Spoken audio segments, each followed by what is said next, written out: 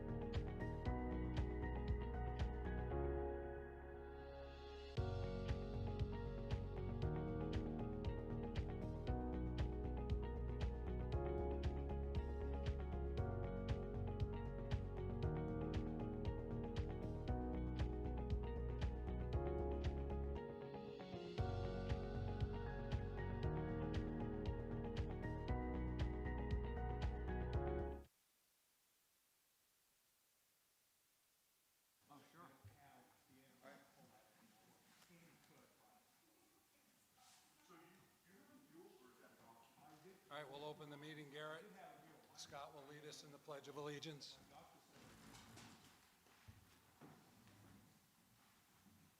I pledge allegiance to the flag of the United States of America and to the republic for which it stands, one nation, under God, indivisible, with liberty and justice for all.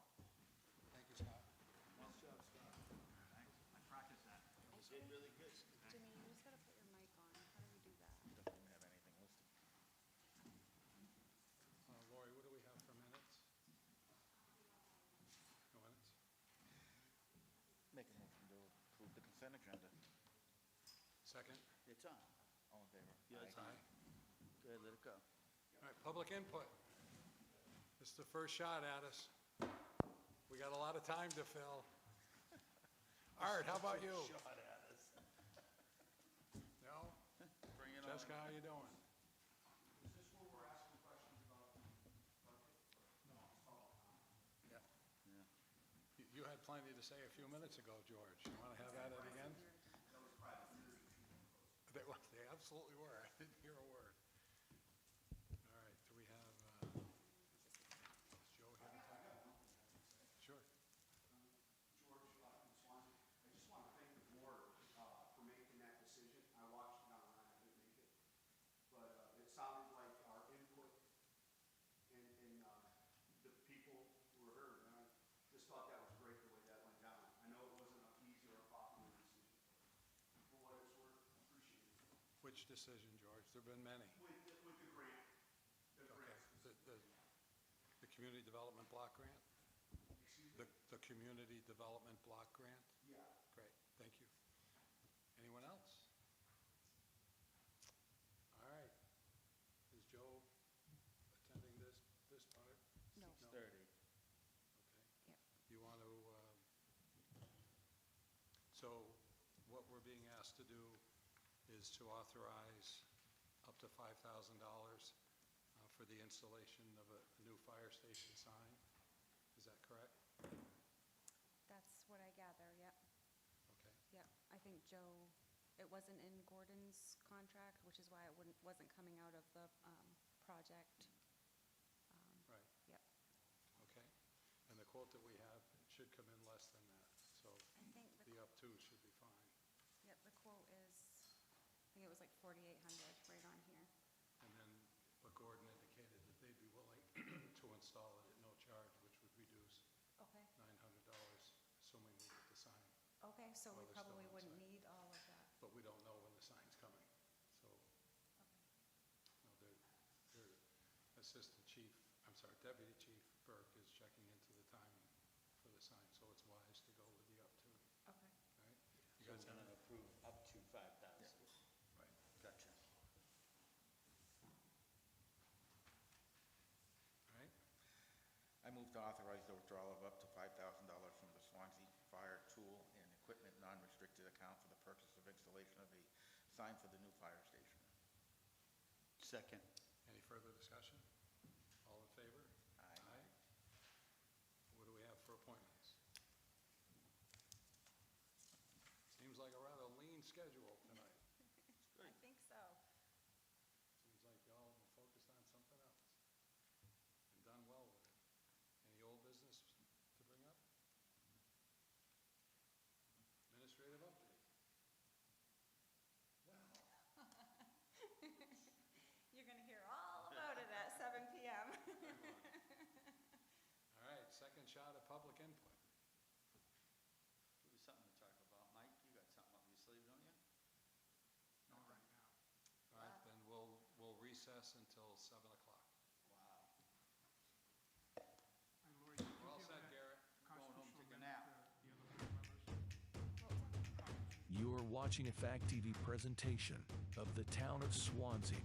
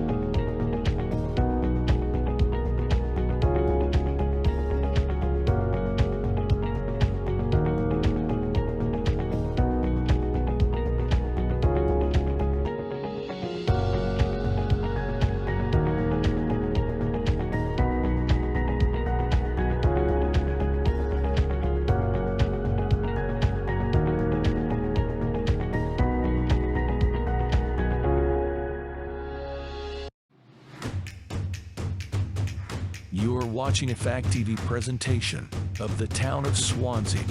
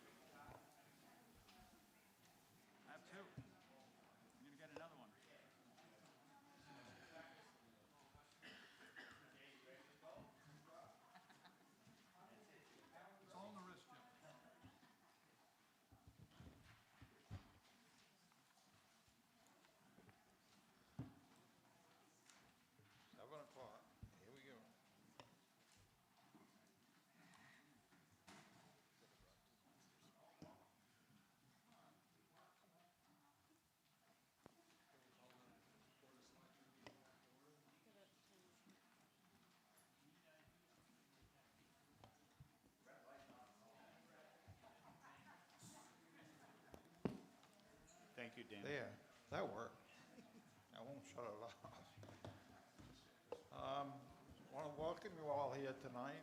It's good to see a large crowd out to discuss what we're going to be voting on in March.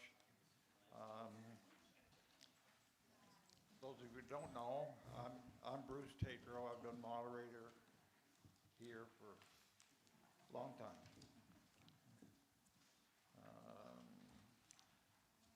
I just want to welcome you all to the deliberative session and thank you all for taking the time to come here. And I'll be the moderator, and the assistant moderator is Francis Faulkner. We are broadcasting tonight's meeting live and is being recorded. Although to participate, vote, or make motions, people must be physically present. This evening's meeting is the first session of this year's annual town meeting.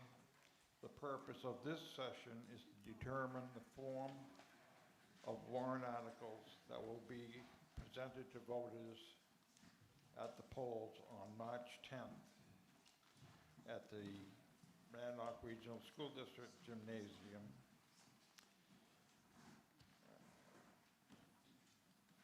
And before we begin, I'd like to recognize, if I have the sheet,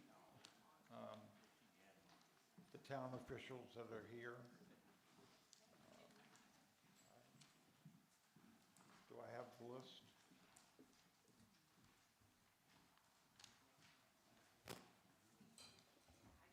Do you just want us to stand up and introduce ourselves, go down the line? You got it, Bruce? Mike. Oh, there it is. Thank you, Brett. Thank you. We start with the town administrator, Lori, and I'm not going to pronounce your last name. Rhodiola. Yeah. Town council is Cordell Johnston. Town clerk is Heather Estrella. Deputy town clerk is Amanda Norcross. Here's one I never pronounce right. Police chief is Joe Gonsalva. Close enough? Good. The fire chief, Eric Matson.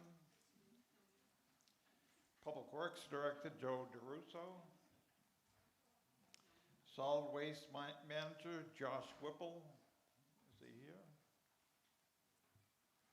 He's at home watching. Finance Director, Teresa Launder.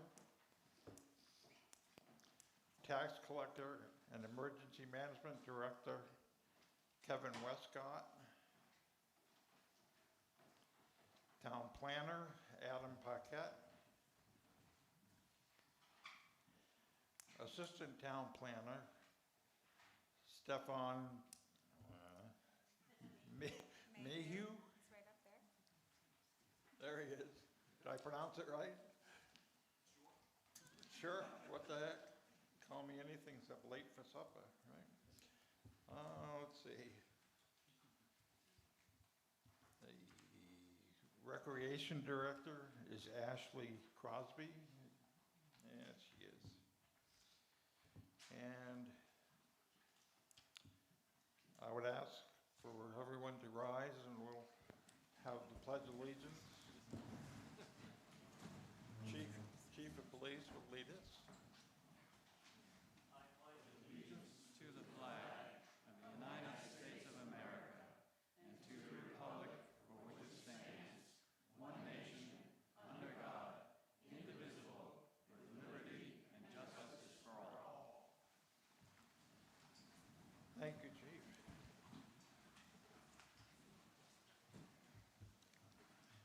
I'm going to go through a few of the basic rules for the first session meeting. Handouts, which include the warrant articles to be considered at this evening's meetings, are available in the back of the hall if you don't have them.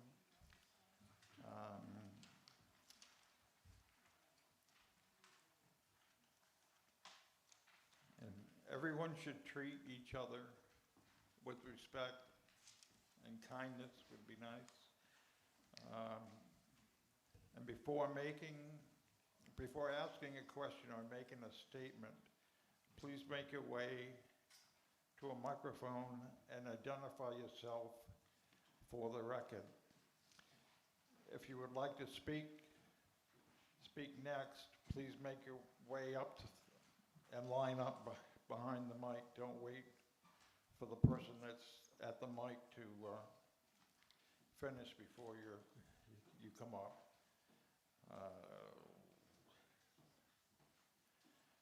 As a general rule, we have, I don't know if we have any people here that are non-voters, but non-voters cannot speak without permission of the meeting, and that's up to you folks whether you vote to let someone speak or not. That's not a registered voter in the town.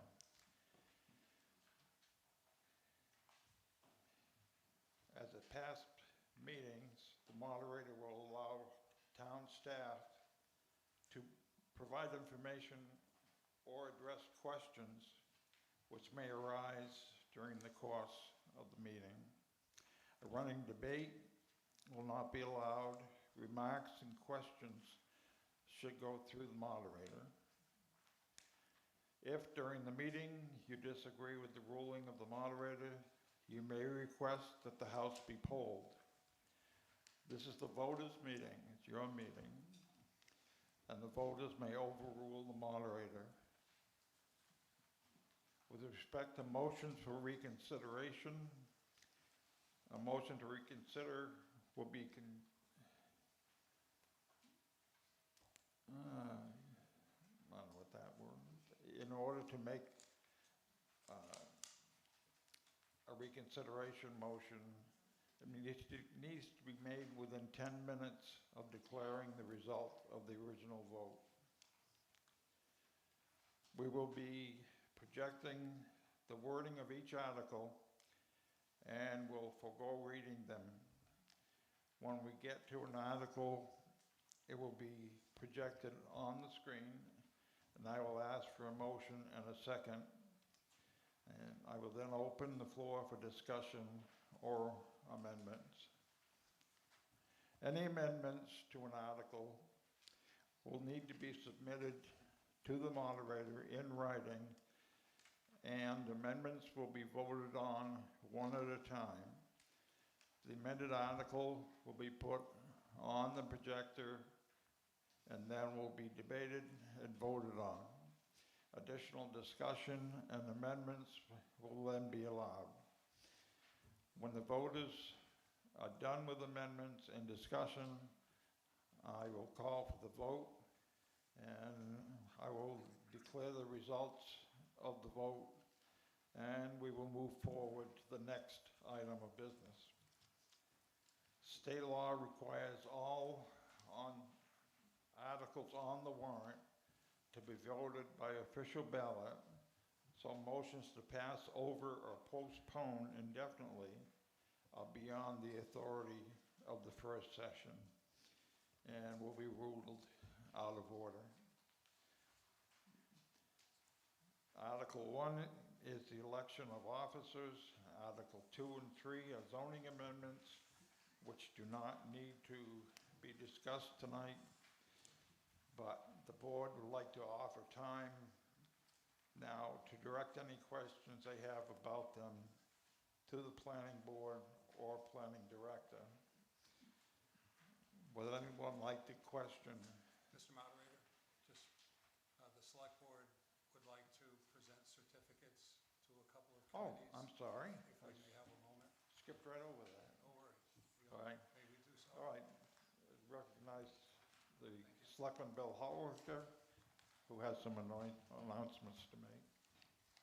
All right, boys, let's go.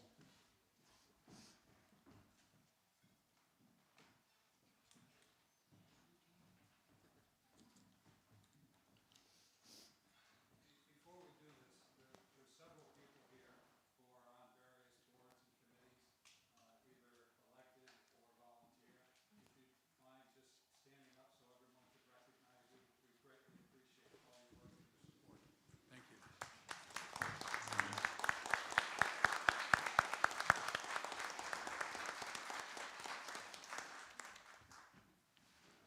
One of our standing committees is the Capital Improvement Committee. It's been in action for over 12 years, but we've never had the opportunity or given them the opportunity to be recognized.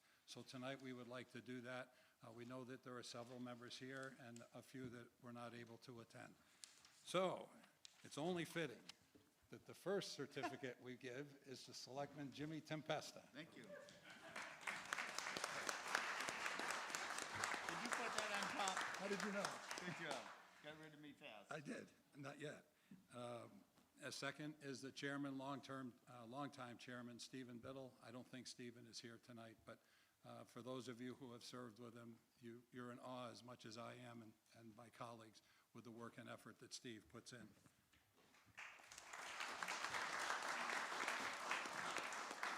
And then our newest member to the CIP committee, a new resident of Swanzey, moved here a few years ago, Pat Ambrosio.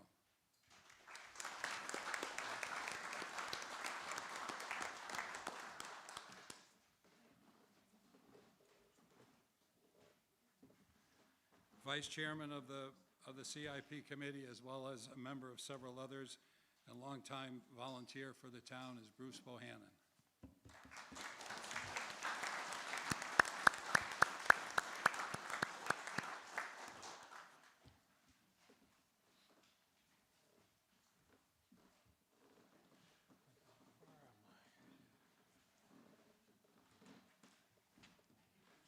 This next gentleman, he and his wife are new members of Swanzey, have lived here for a few years on Wilson Pond and have been very instrumental in encouraging the board and members of the public to be respectful of Wilson Pond. Been very energetic with regard to that, and our expectation is that we'll have an opportunity in 2026 to honor some of the requests that Mark Scalera has. I know Mark's not here tonight, but he deserves to be recognized.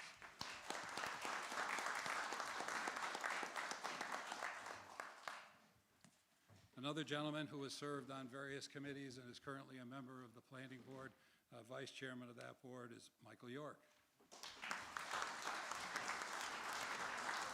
Thank you, Michael. Our last member of the CIP committee is Larry Crowder. I'm not sure, I don't see Larry here tonight. I know evenings are difficult for him. He's also been very instrumental in the work that DPW does under the direction of Joe DeRusso with regard to our road system. So let's recognize Larry.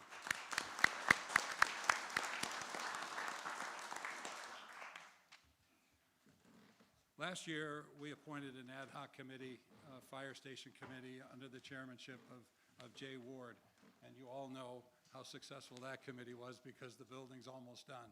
And this year, in response to the petition warrant article last year asking the town to vote to support increasing the Board of Selectmen from 3 members to 5, we thought it was prudent if we appointed a governance committee to take a look at how Swanzey has governed itself, is governing itself, and plans for the future. And so tonight we'd like to recognize that committee. Just as we were fortunate to have a strong chair and Jay Ward with the Fire Station Committee, we were blessed to have Ann Heffernan as the chair for the Governance Committee.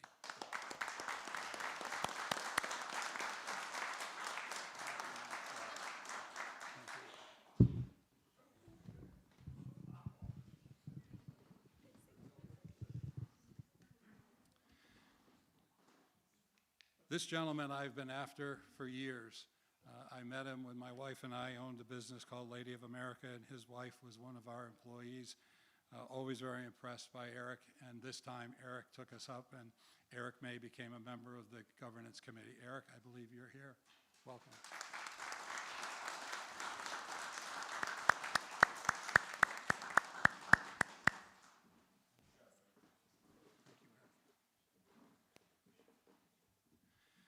This gentleman is an outstanding citizen and resident of Swanzey, one that we all look up to for his service, not only to the town, but to our country, Admiral David Stinson.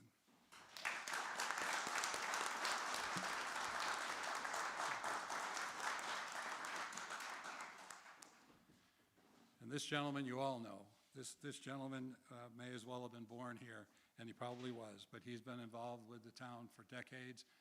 was on the fire department, a fire chief at one time, was our DPW director, is currently our cemetery sexton, and our resident historian, Lee Dunham.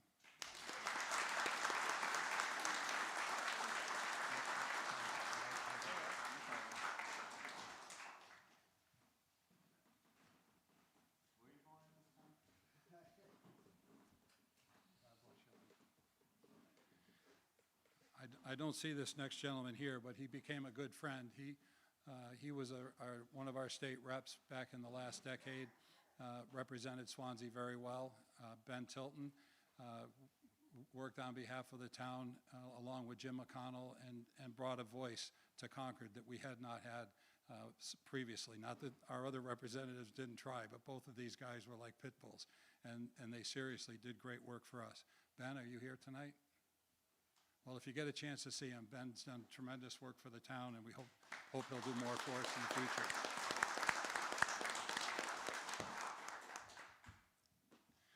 This next gentleman is a well-known contractor in Swanzey and Cheshire County. He's served the town in many functions. He's run for office at the state level, and we look forward to continued work with Dan LeClaire. Thank you, Dan. I think I'm going to save this one for last. This next gentleman is also a lifer in Swanzey, a very well-known family that's been very instrumental in the history of Swanzey and the development of Swanzey, and he's continued the legacy of his forebears as a member of the planning board. Richard Lane.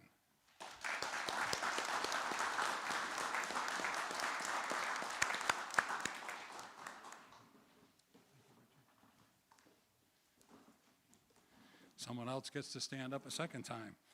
This gentleman is the vice chair of the planning board. As mentioned, he's been a member of the CIP committee as well as other committees, and has been to almost all of our select board meetings. He's been a very astute contributor. We appreciate his efforts. Michael York. Thank you, Michael. This gentleman, as I mentioned earlier, is a new resident of Swanzey, very instrumental in trying to improve the water quality at Wilson Pond. We know he's not here, but we'd like him recognized, Mark Scalera.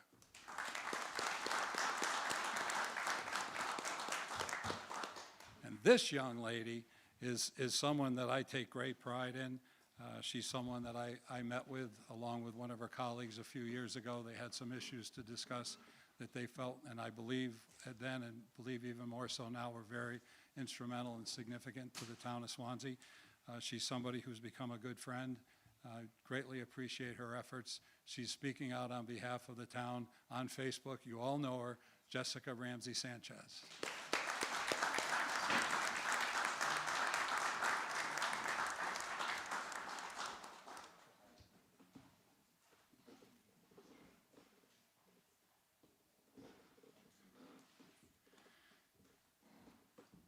This year, Swanzey elected a new selectman, a resident of Swanzey, lifelong resident of Swanzey, been involved in our police department and fire department. He stepped in and did a phenomenal job as a selectman. We all appreciate his efforts.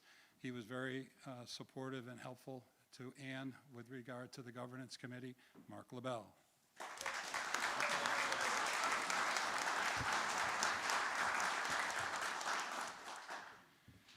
This gentleman is world-renowned, certainly in Cheshire County. He is the MacGyver of Swanzey. People have no idea, I certainly don't, of all the contributions that Scott Self has made to this town. Truly an outstanding citizen.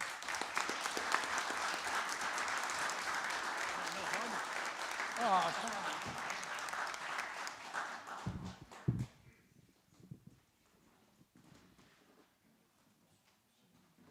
Before we turn the meeting over to the moderator, I just want to, we all want to thank you for your support for the town in 2025.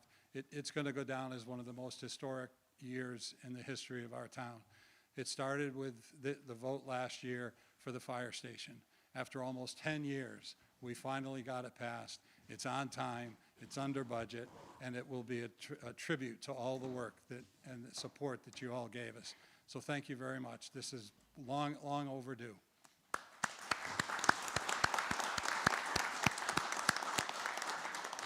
2025 also marked a significant change in town. Michael Branley had been our town administrator for almost 10 years. He came in on the heels of Shane O'Keefe, who came in on the heels of Beth Fox. And Michael did an incredible job. I think you all know, department heads certainly know the effort that he made, and we wished him well as he went off to greener pastures in Wyndham. But as one door closes, another one opens. And we were so blessed to have the opportunity to bring in Lori Raudiola.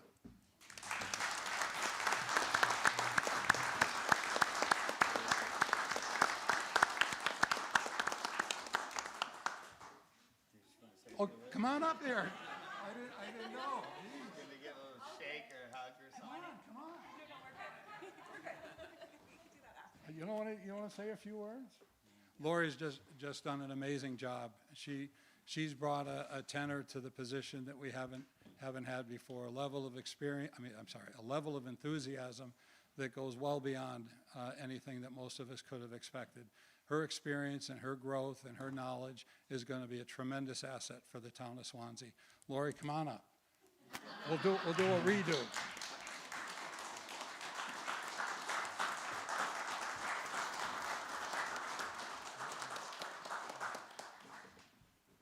So during the course of 2025, we had several other projects that came to fruition, not the least of which is the Great Wall.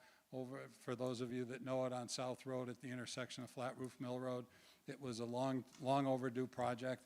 It was one that brought in some experimental technology, and it seems like it's working well. We're pretty much done through the leadership of Joe DeRusso and the work of Gordon Services. We brought that project in on time and under budget. The last item that we have is to put in some additional guardrails that the state had not originally required. It was a suggestion by Joe and Gordon Services that we put them in, and now that they're there, the state would like us to extend them. So that was a tremendous project. As we go through the departments, one of the ones that has been under the most level of stress is the police department. And we all, including the members of the department, owe a debt of gratitude to Chief Gonzalez. His ability to hold his team together and provide the level of service that we have in Swanzey is truly incredible. I appreciate an opportunity to give him a round of applause.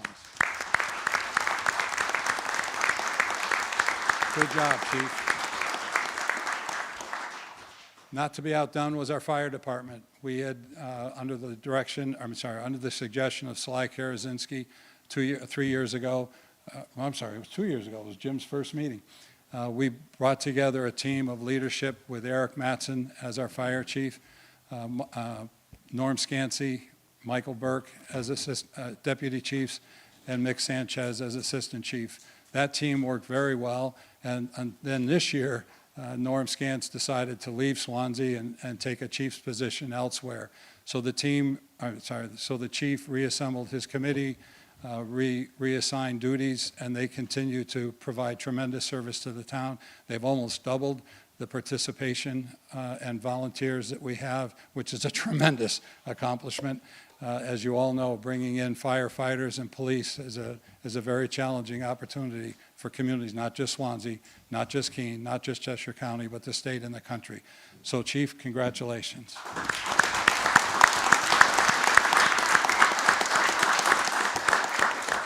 Josh Whipple, who unfortunately is not able to be here but is watching us this year with his team, completed the project that you all supported for the renovation of the recycling center. They've added additional recycling opportunities. He's always looking for new opportunities. This year, he's looking for a shed to house waste oil and use as a protective measure in order to be able to utilize the oil on their inside heaters. He's also interested in putting a cover over the glass bins that we have, which will allow us to collect more glass. It'll be cleaner, and we'll gain a better return from that. So I know Josh isn't here, but he and his team deserve a round of applause.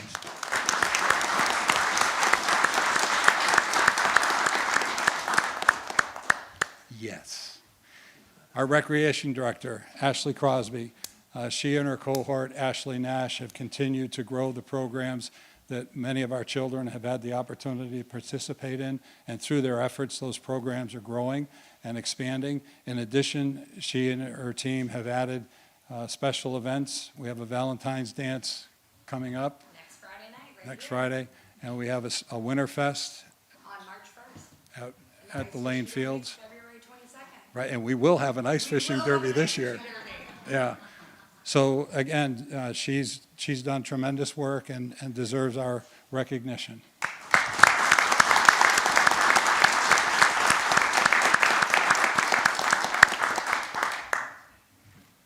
Another area of recreation that is often underutilized and unrecognized, but for those people who take advantage of it, it's greatly appreciated, and that's our rail trail. And under the leadership of Mike Kowalczyk and Bruce Bohannon, they've done a fabulous job, as you know, if you've used them, and they continue to do a great job in making us the pride of Cheshire County for our rail trails. Congratulations, boys. Who'd like for that?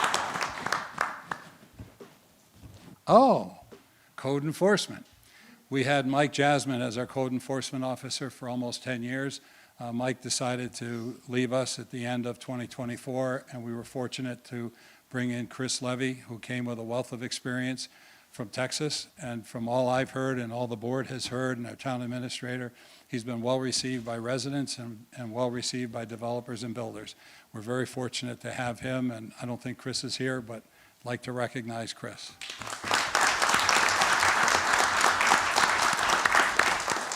And then we'll yield the floor to the moderator. One of the events that we're very excited about tonight is the opportunity for everyone to review and discuss the zoning amendments. All too often as planning board members and zoning board members, we've heard the term "you people." In other words, you people have made this decision. And realistically, we all have made the decision because we all vote on the amendments. And so tonight you'll have the opportunity to discuss those amendments with Scott and other members of the different committees, the Conservation Committee, as well as the planner, Adam Paquette. So with that, we turn it over to you, Mr. Moderator. Thank you. Now, does this count as your time? Oh, wait a minute. I did have one other thing. This is a good one, George. This is a good one. Bruce mentioned at the beginning that he's been a long time moderator for the town. Bruce has been our moderator. He took over from Pat Hazelton 12 years ago. And Bruce has decided that this would be his last year. He's been a tremendous guide for us, a wonderful moderator, brings a good sense of humor and a calm demeanor to the meetings. So Bruce, we wish you well in your last meeting. But before that, there was a typo in the handout that you received. The handout that you received had a list of candidates for all of the positions, and one of the positions is a 3-year seat for selectman. Bruce's name was left off inadvertently. He is on the ballot, and he is on everything else official, but we wanted to make you aware that Bruce is running for selectman for a 3-year term. So again, 12 years. Great job, Bruce. Thank you.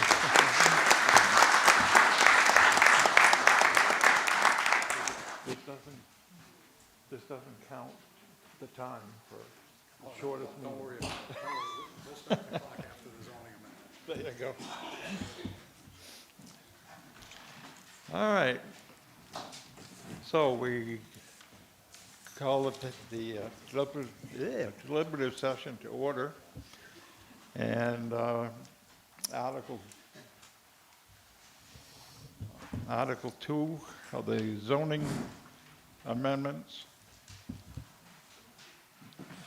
Does anybody have any questions on the zoning amendments?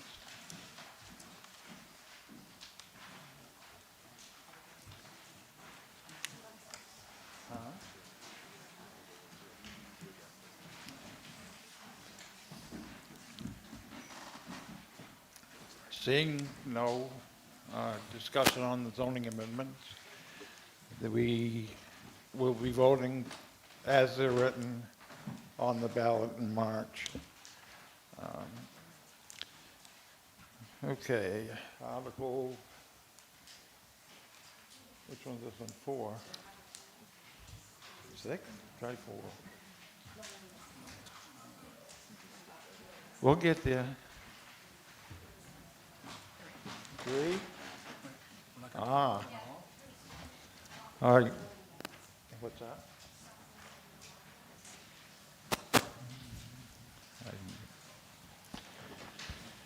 Okay, Article 3 is going to be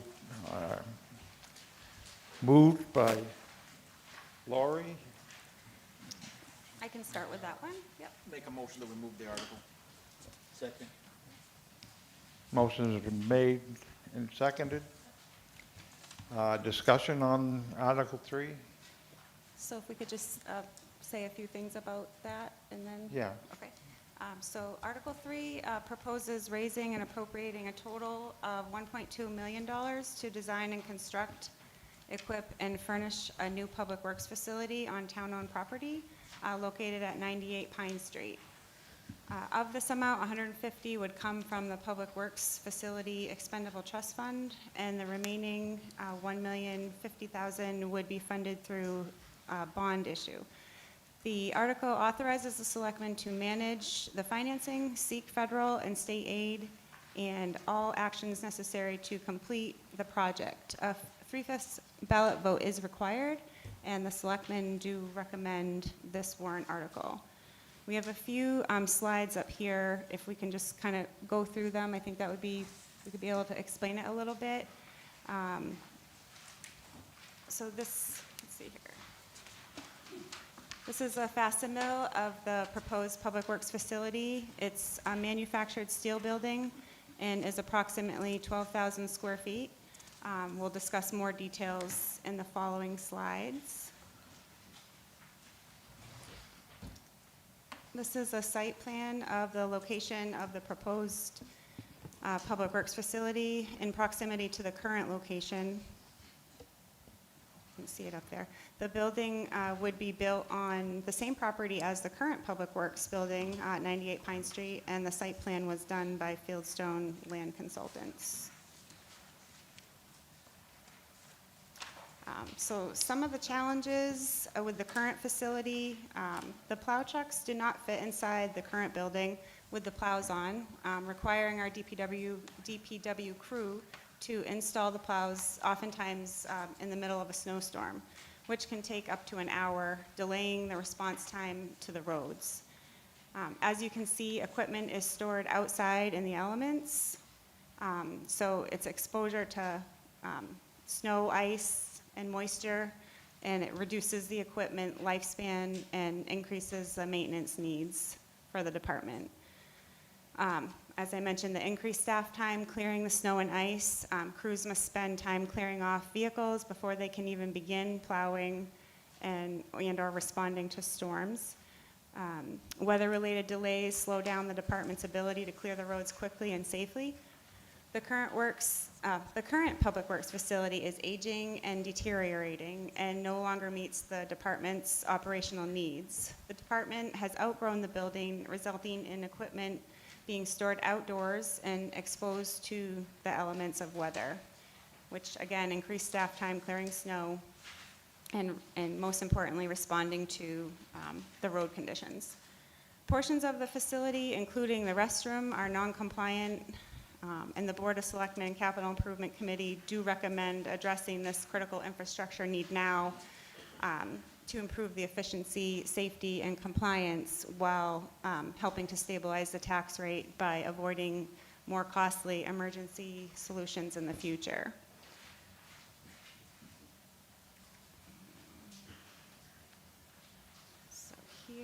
So this image highlights the ongoing safety concerns our public works staff face when working in a building that is no longer adequate for the size of today's equipment or the demands of modern operations.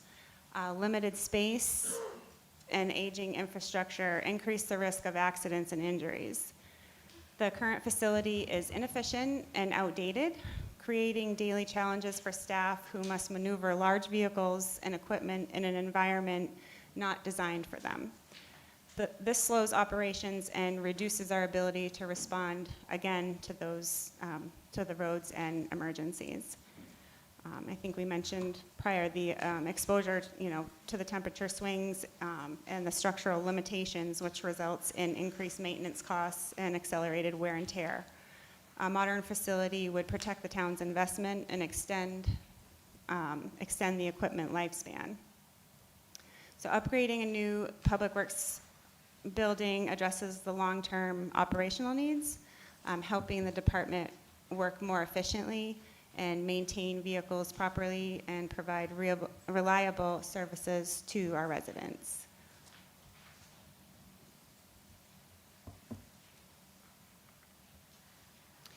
Okay, so here we have some non-compliance issues. The current Public Works facility has several non-compliance issues that need to be addressed. The building no longer meets modern standards for workplace safety, equipment storage, operational requirements, areas such as ventilation. You can see in the picture here, that break room is basically the door to that break room. Right on the other side were the equipment that you see here. So that's right on the other side of that. So we have ADA accessibility and proper separation of staff and equipment that are inadequate and or outdated.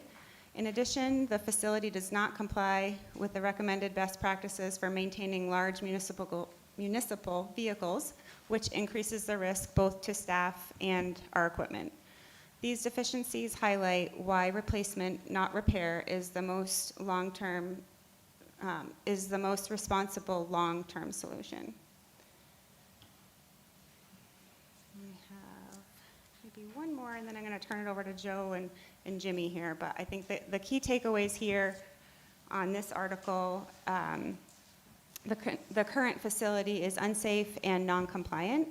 The aging infrastructure, inadequate space, outdated systems create safety risks for our staff and equipment. The equipment stored outdoors leads to delays and higher costs. Exposure to weather reduces equipment lifespan and increases prep time during storms. The operational inefficiencies limit our response times. The layout and structural constraints slow down maintenance, repairs, and treatment for road treatment operations. A new facility addresses long-term infrastructure needs. Modern design improves safety, efficiency, and proper equipment care. The total project cost is $1.2 million, with $150 would be proposed to come out of the existing expendable trust fund, and $1,050,000 through bond and notes. And again, the selectmen would be authorized to issue financing and seek other areas of funding through grants, whether that be federal or state. And this does require a 3/5 ballot, and it is recommended by the board and the Capital Improvements Committee as well.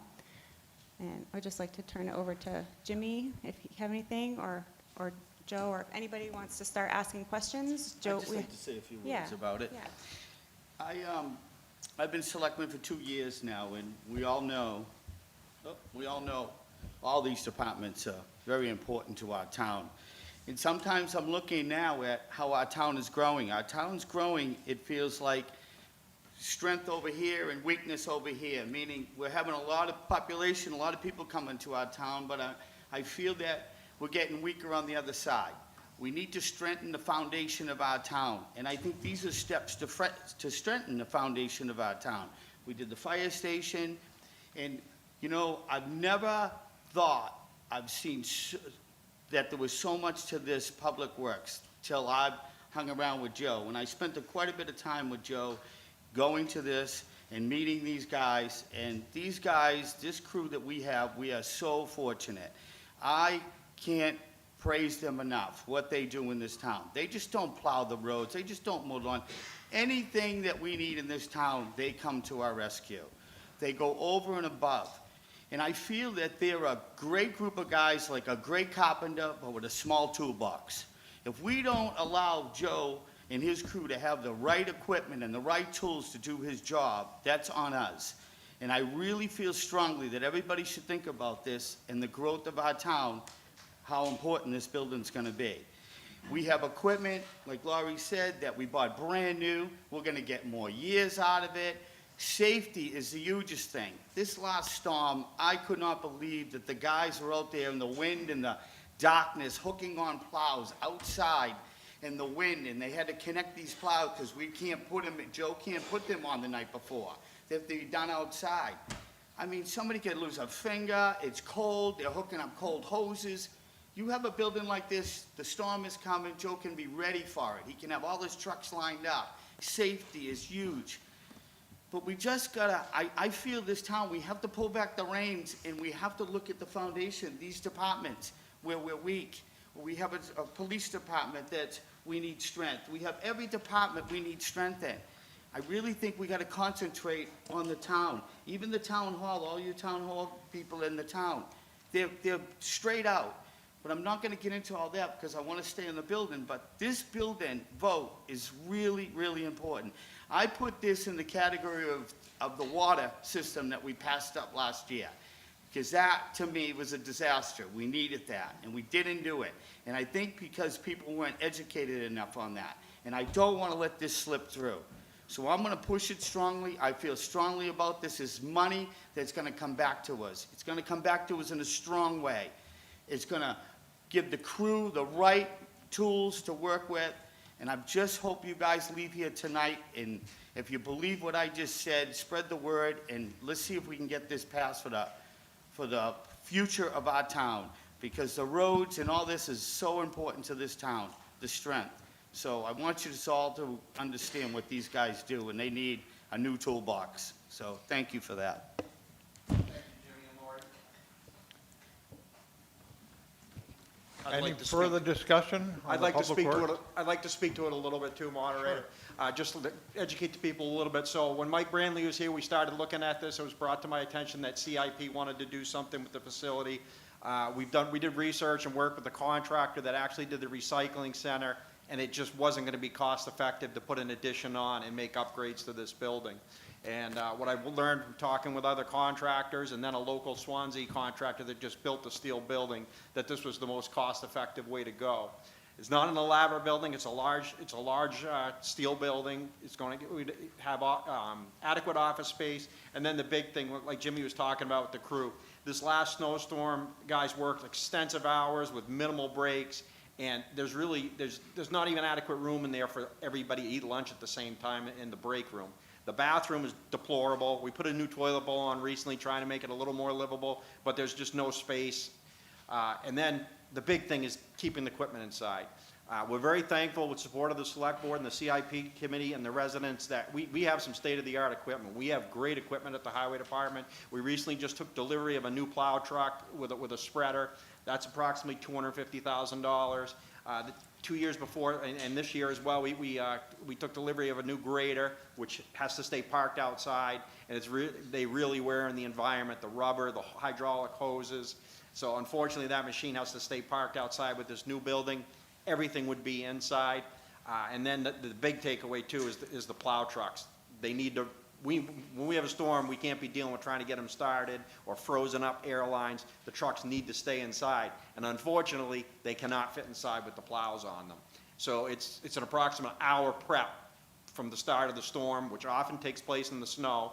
And then the example of this last storm we ran into, we're plowing where it was so cold, windows on trucks are freezing up, airlines are freezing up. So in order for us to get the trucks inside, we have to take the plows back off again and put these trucks back in. And you can see in the picture, all the plows lined up out back, and oftentimes you're dealing with them being frozen in the ground. So there's a lot of thought going to this. And one of the other things we're going to be doing is going to be holding an open house. So if anybody has any questions or questions the need for this, they can see firsthand what we're dealing with. And like I said, I just want to be clear, this is not an elaborate building. It's pretty basic. It's basically to get all the equipment inside, give the crew a clean place to have a break room, adequate bathrooms, adequate office that are temperature controlled and are not relying on the heating for the garage. The current heating system, there's whatever temperature the garage is at is what you're getting in the office, what you're getting in the bathroom, and what you're getting in the break room. And I'd be glad to answer any other questions that anybody has about it. Danny, just turn that around so I look like that. That's okay, I'll forgive you this time. I think it comes out too, Dan, if you need. Okay, I'm usually pretty loud, so I don't think people are going to have a hard time hearing me. Just a few questions, statements. Excuse me. Yes. Can you state your name for the group and I suppose. that you are? Dan LeClaire. I live over on Warmack Road, if anybody wanted to come over and visit.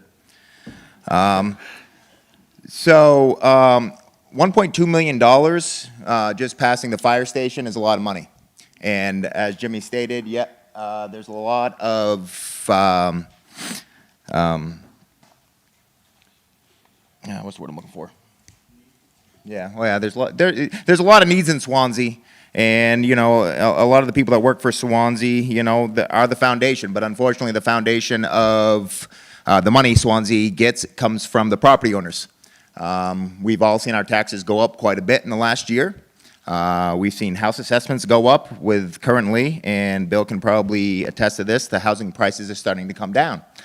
My first question is, with these vehicles that you're plowing with that get covered in snow and salt, when you put them in a warm building, won't the water melting the salt cause the vehicles to corrode faster?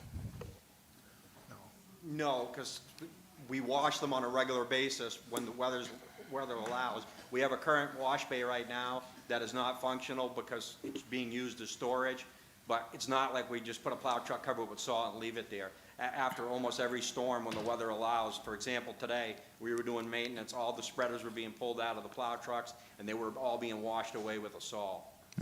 And with this $1.2 million facility, have you put this out to bid yet? Have you looked at different costs associated where you can bring it down? Yeah, it did not go out to bid.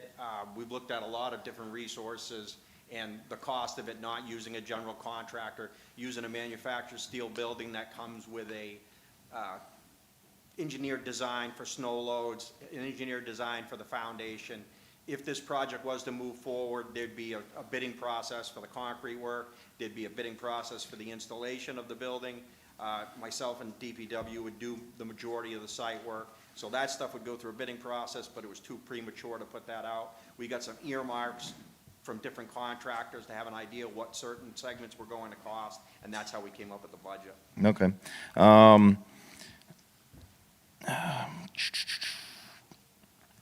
Now, I know you said you've looked into upgrades to the current building.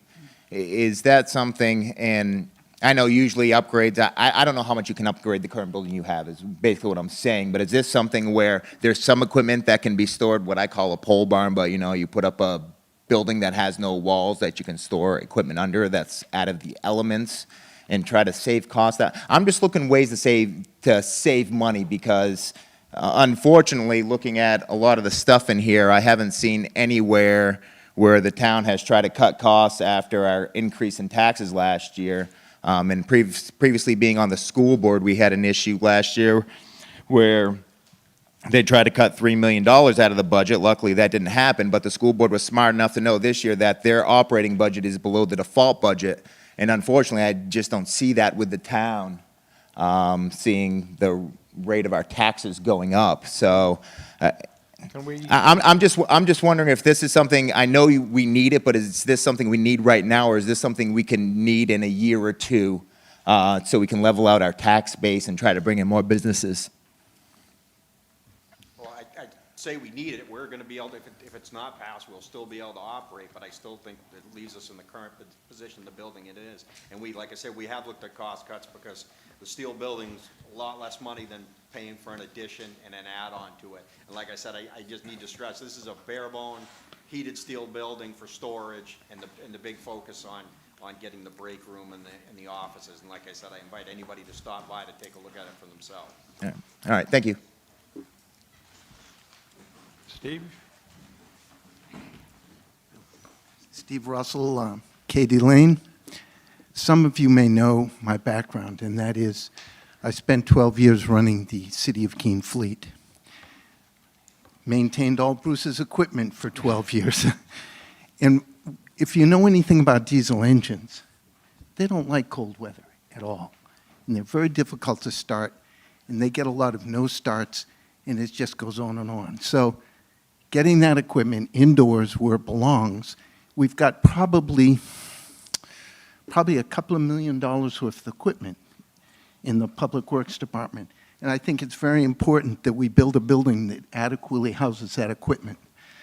Changing the cutting edges, doing all that maintenance really needs to happen indoors. We were very fortunate in Keene where we moved from South Main Street and put all our equipment in the building at the Wetterall building. It was wonderful. We had everything there. The plows went on easily. They were able to change the cutting edges indoors. If you've ever tried to change a cutting edge, it's a lot of work. It's a lot of bolts, and when they're cold, they don't do very well to get off the plows. So I strongly urge the town to support this building. I think it's very important to protect our equipment here in the Public Works Department. I agree. Thank you. George Hoffman, Swanzey Lake Road. Hey, Joe, I was just curious, what would happen with if this went through, what would happen with the old building?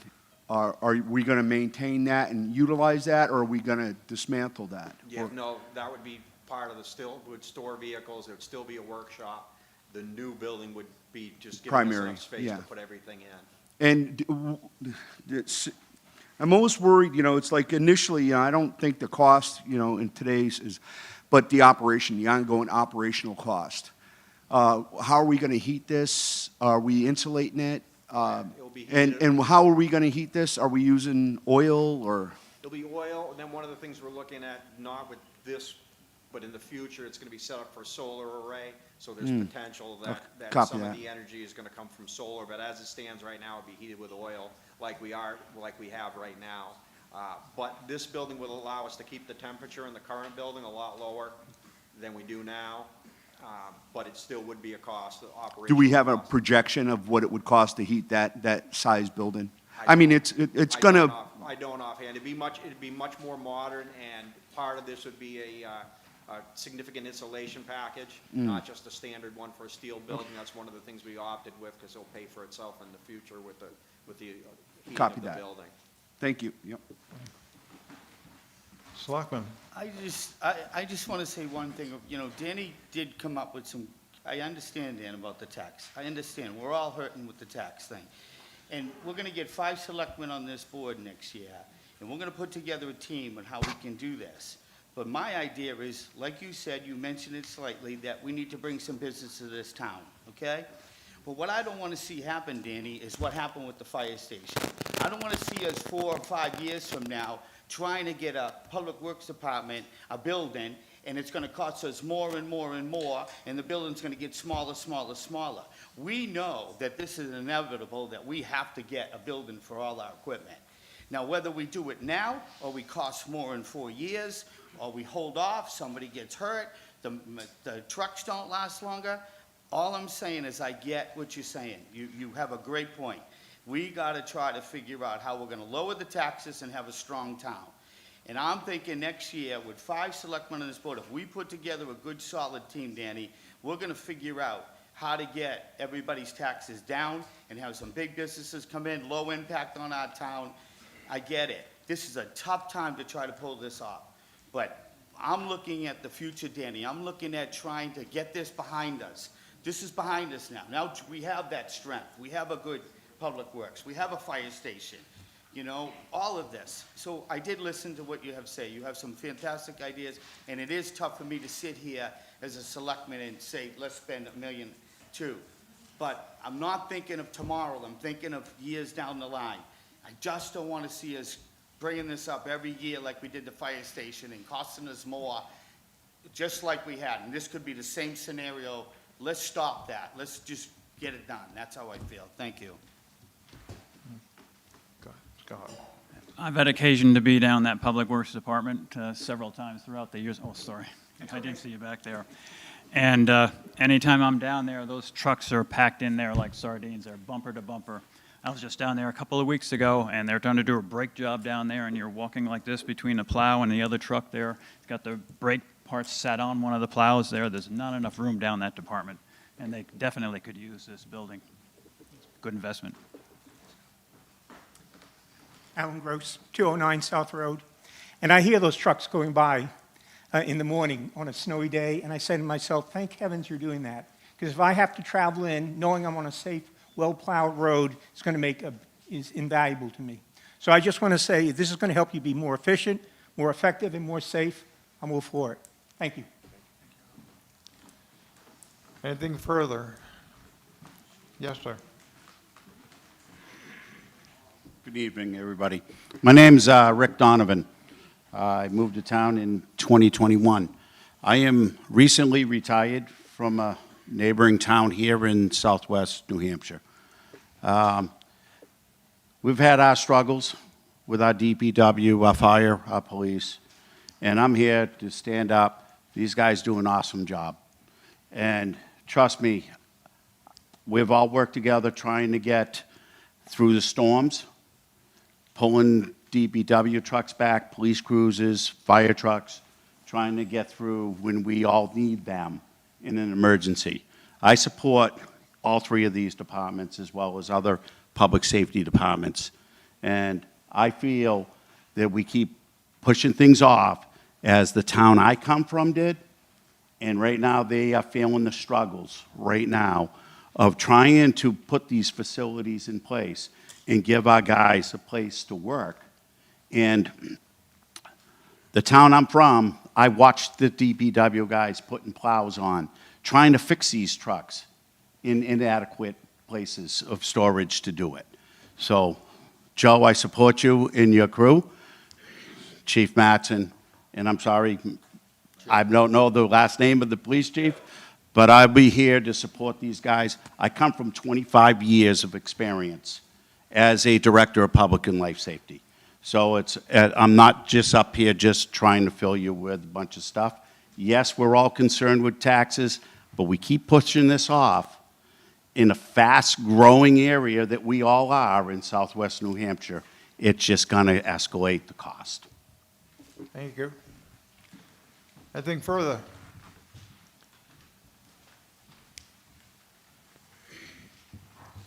We should, I guess we're ready for a vote. No amendments to this that I've seen, hasn't been presented. So, all those in favor of having this article go forward, please say aye. Aye. Those opposed? Thank you. Moderator, I make a motion to not reconsider the article. Use your mic. Make a motion to restrict non-consideration.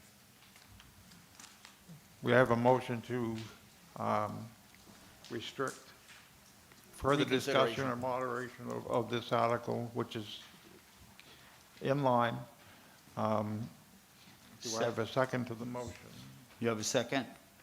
Okay, motion's been made and seconded to limit any further discussion on this article. And anybody object to that? All those in favor? Aye. All right. Opposed? Thank you.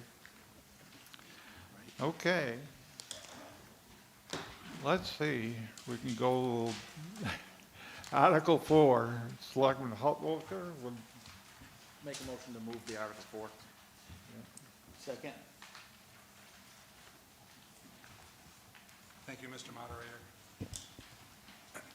This article would give the Board of Select, or the town, the opportunity to terminate the revenue district that we have on Safford Drive. In 1999, back in the days when Bill O'Meara was around, there was a committee formed, and they brought to then town meeting the opportunity for a tax increment finance district. We were one of the first towns in the state of New Hampshire to utilize that tool. And the way that tool worked was that at the time of the inception of the district, the property values were listed at that point in the district as it was currently configured. Any increase in value for those properties, the tax revenues went into, the tax revenues for the increased value went into pay off a bond which had been taken out at the same time. It was a $3.3 million bond. So those revenues from the excess valuation did not come into the general fund. Those funds stayed within the district. Over the years, you've seen Safford Drive come to fruition. We have water, sewer, and three-phase power in our industrial park district. The $3.3 million bond is due to be paid off in September of this year. When that bond is paid off, there's no reason for the TIF district to continue to exist. So what that means is that excess revenue that was going to pay off the bond will now be made available to the general fund in December. So, Dan, it may help us just a little bit. As long as you send it back to the taxpayers. It would be a part of the general fund, which would be a benefit to the taxpayers. Without the opportunity to terminate the district, then the district would continue to compile those excess revenues until such time as the district was terminated. So the board felt that it was important to terminate the district, the TIF district, as soon as possible, which would be at the completion of all debts, a payment of all debts, which would be in September of this year. Thank you. Any discussion? Seeing none, all those in favor of Article 4 signify by saying aye. Aye. Opposed? Article 4 will move as written onto the ballot. Moderator, I make a motion to restrict reconsideration on Article 5. 4, Article 4. You can't restrict on articles we haven't had yet. Yeah, exactly. The motion has been made to restrict, again, the further amending or discussion on Article 4. Do I have a second for that? Second. Thank you. All those in favor? Aye. Opposed? Good. Okay, Article 5. Make a motion to move Article 5. Second. Moved and seconded to Article 5. Any discussion on this? Mr. Moderator? Yes. The original bond that was taken, of that 3.3 million, 2.4 million were expended, leaving a balance of 900,000 that's available to be spent in the district. The district committee informed the board that there were no further improvements contemplated for the district as the bond is currently configured to be paid off in September. What the board is asking is that the town authorize the board to rescind the bond authority that we have. So this is giving money back to the taxpayers. It does require a 3/5 vote, just as the original bond required a 3/5 vote. Further discussion? I just have one question. What happens if it's not rescinded? I'm sorry, what was that? What happens if it's not rescinded? What happens if that fails? That might be a Cordell question, because our understanding is that the TIF district would be terminated If the first one passed, yeah, if the Article 4 passed and this one did not pass, what would happen? Well, the bond would be paid off in September. Yep. Cordell And may it'd just go ongoing authorization without utilizing it, I guess. I could speak to that, if that's okay. If we don't rescind the bond authority, it stays on the book as we could borrow this money in the future. But only to be used for the TIF, correct? At whatever rate. Correct. Yep. Further discussion? Seeing none, all those in favor of Article 5 signify by saying aye. Aye. Those opposed? Unanimous for those voting. Mr. Moderator, Sir? I make a motion to restrict reconsideration on Article 5. Really? Second. Motion made to restrict further action on Article 5 has been seconded. All those in favor? Opposed? Okay, thank you. Okay, Article 6, Laurie? I make a motion to move Article 6. Yeah. Second. Motion made and seconded to move Article 6. Any discussion on it? Laurie, did you have something?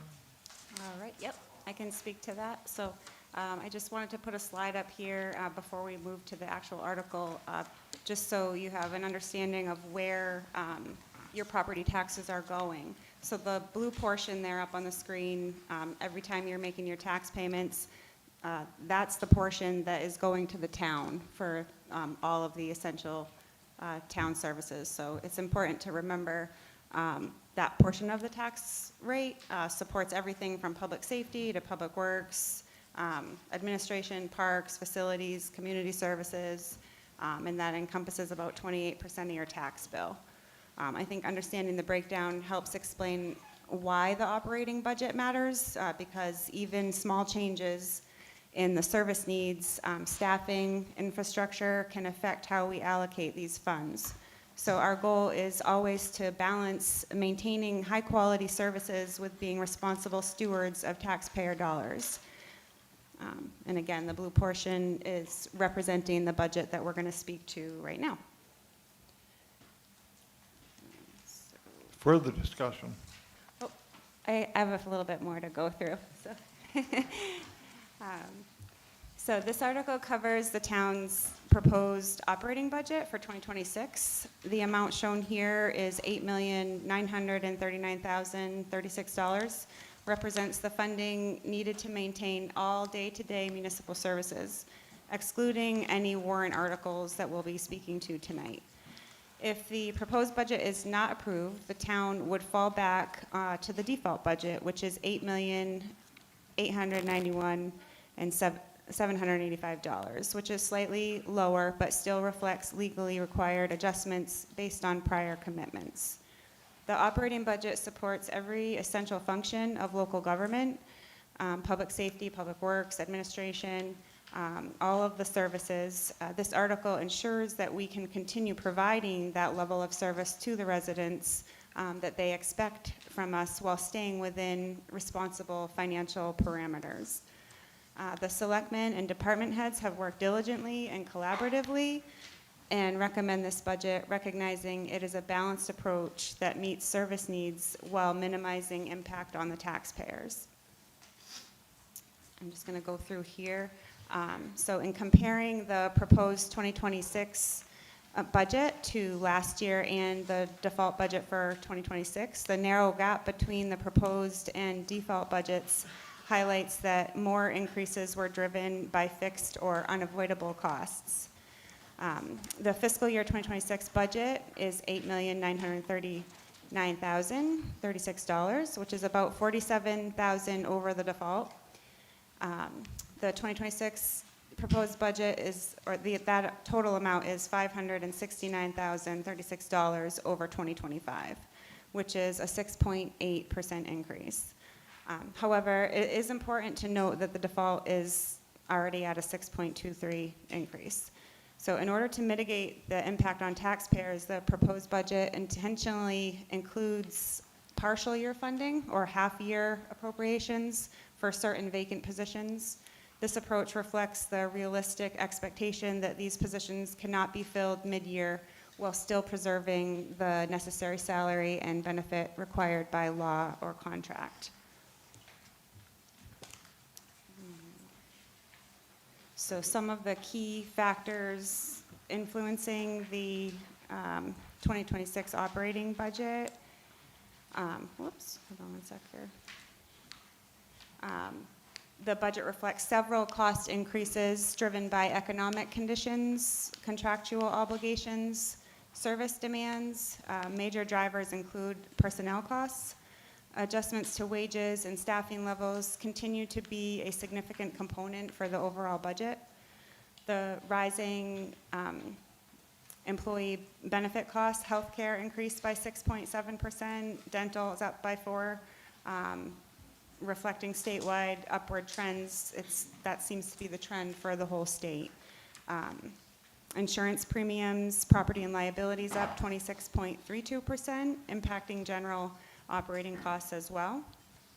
And the ambulance service contract, the town's ambulance service contract increased $89,600 over last year due to a dramatic cost increase at the county level.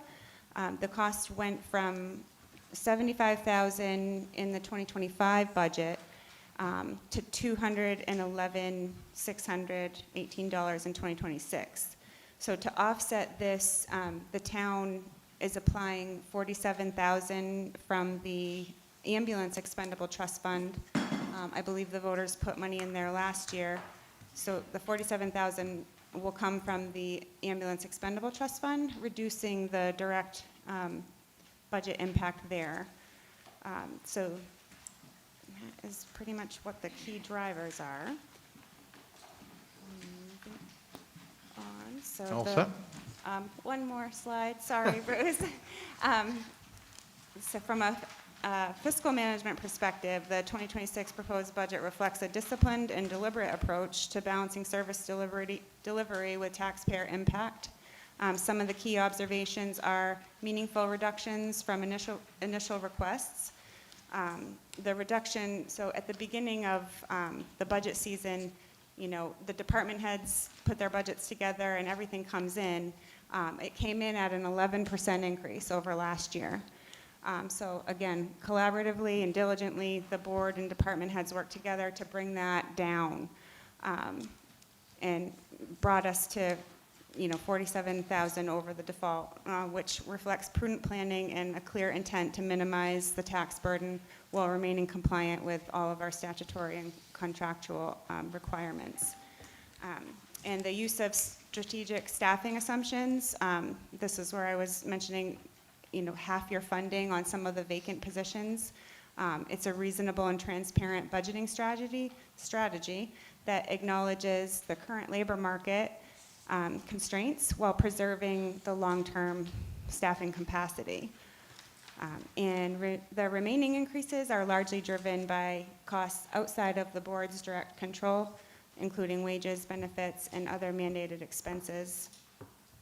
So overall, the fiscal year 26 budget represents a responsible compromise, maintaining essential municipal operations, meeting our legal and contractual obligations, and reducing the overall increase to taxpayers as much as practical under the current conditions.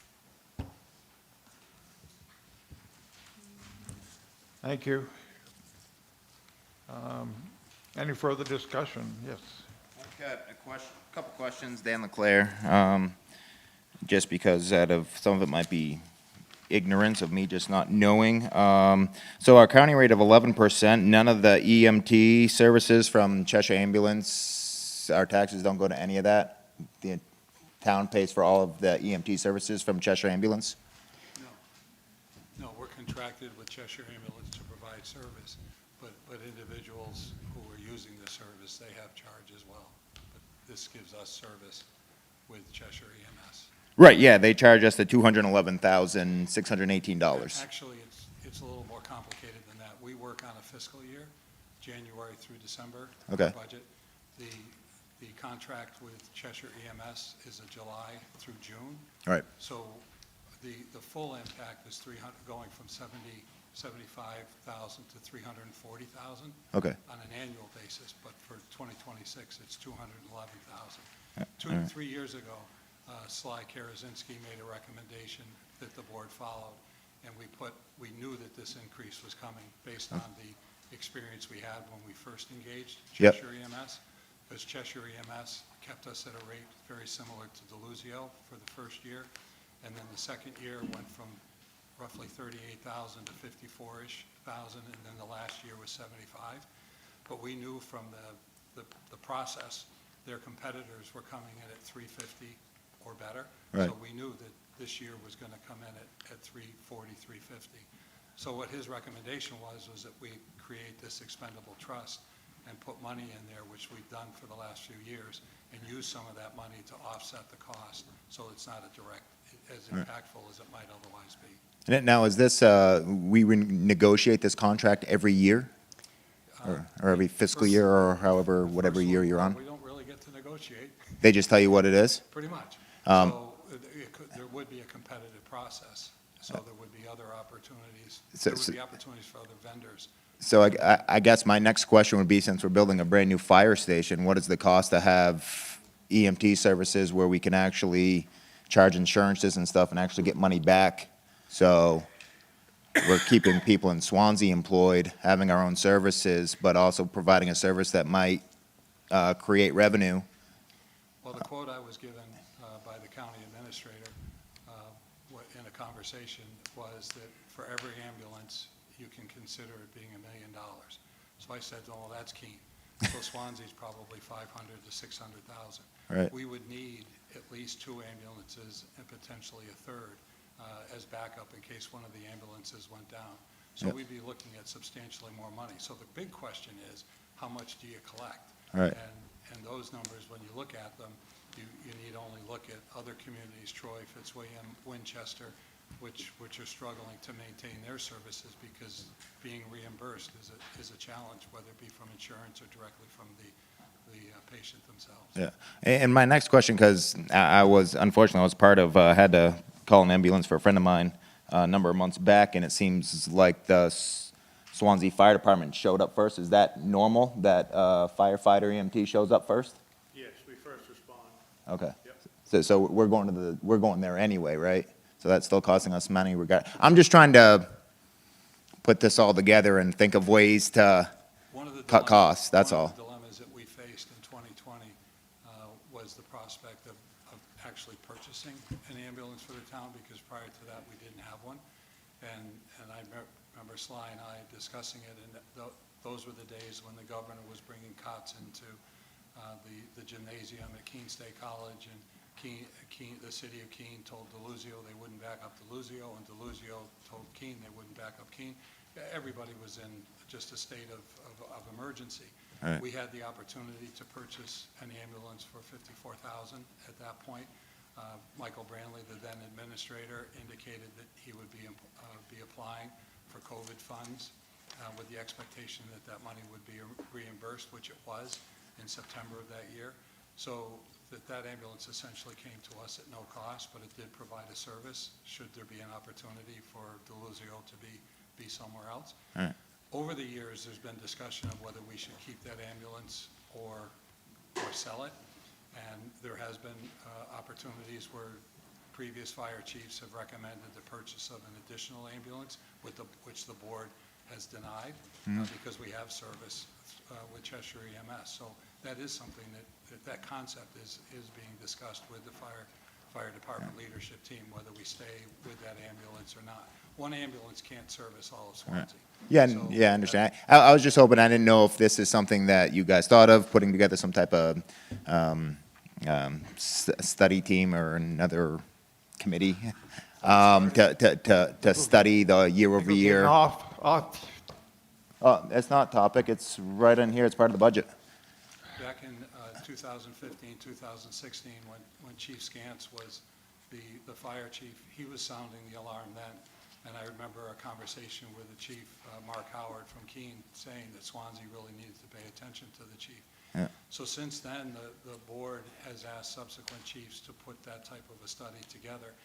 We haven't had a fully complete study, and I think in many ways it's because it doesn't show a cost-effective approach for the town to take that on. It would be a substantial budget hit. In the first year, you'd be looking at full-time employees as well as the vehicles themselves and the supplies that go with it. So it would be but if I would just hate year over year, I mean, eventually, I'd hate to be held hostage by someone where they come in and say, well, now we're going to charge you $600,000, and then next year, or whatever it may be, and it's just like, okay, over the course of 10 years, if we're spending, whatever that adds up to be, 3.5 million or $4 million, okay, what is the cost going to be if we enacted that ourselves year over year, which the initial impact, kind of like the school bond, was high, but over the course of 10 years, it actually saved the taxpayers money. That's all I'm looking for, that's all. Some of that's evolving with regard to the expansion of Cheshire EMS to other communities, but the approach that they take is that we pay a value or a total based on our population, and the factor, this year I believe it's $46 per person that we're paying Cheshire EMS just as other communities are. So, and there is competition. Keene has its own. There are other companies that, we had 3 companies that competed in the last round, so there are other opportunities for companies to come in to offer services. Okay, all right, thank you. You're welcome.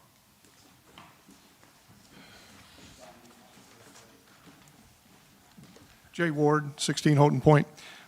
Dan makes some good points, and I think that the Select Board will want to look at the ambulance situation in great detail over the next few years, and we do need to do that. But I wanted to point out, of course, that we need to approve this part of the budget because there is no alternative for this year.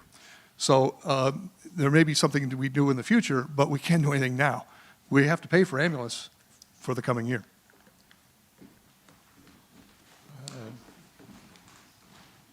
George Hoffman, Swanzey Lake Road. With that said, my concerns is Cheshire's not going to adequately be able to supply service to, they're providing a lot of services to a lot of towns. And they're going to have staffing issues as well. And our safety is based on what they can provide. I would suggest maybe have an ambulance service away from the fire department and come up with a committee. And we already have one ambulance. I don't think it'd be advisable to get rid of that because I think that was a great deal. And maybe look at a committee and let the chief deal with the fire and what he does. I know EMS is part of that, but maybe if we can put concerted effort into, we don't have to have a big ambulance. There's other ambulances out there that would suffice, but that is a concern of mine. Can we talk about other parts of the budget, or is this just, okay, copy that. So I just had a question about the $200,000 for the town hall repair and maintenance improvement. That isn't a separate, that's a separate warrant article. Sorry, George. All right, no. Misunderstood.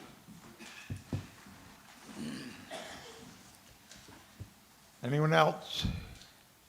Just in closing, Mr. Moderator, we haven't signed a contract, so this is based on a contract proposal that we were given. The town will go through an RFP process as it moves forward. So we know that at base, if we go with Cheshire EMS, this is what we'll be paying.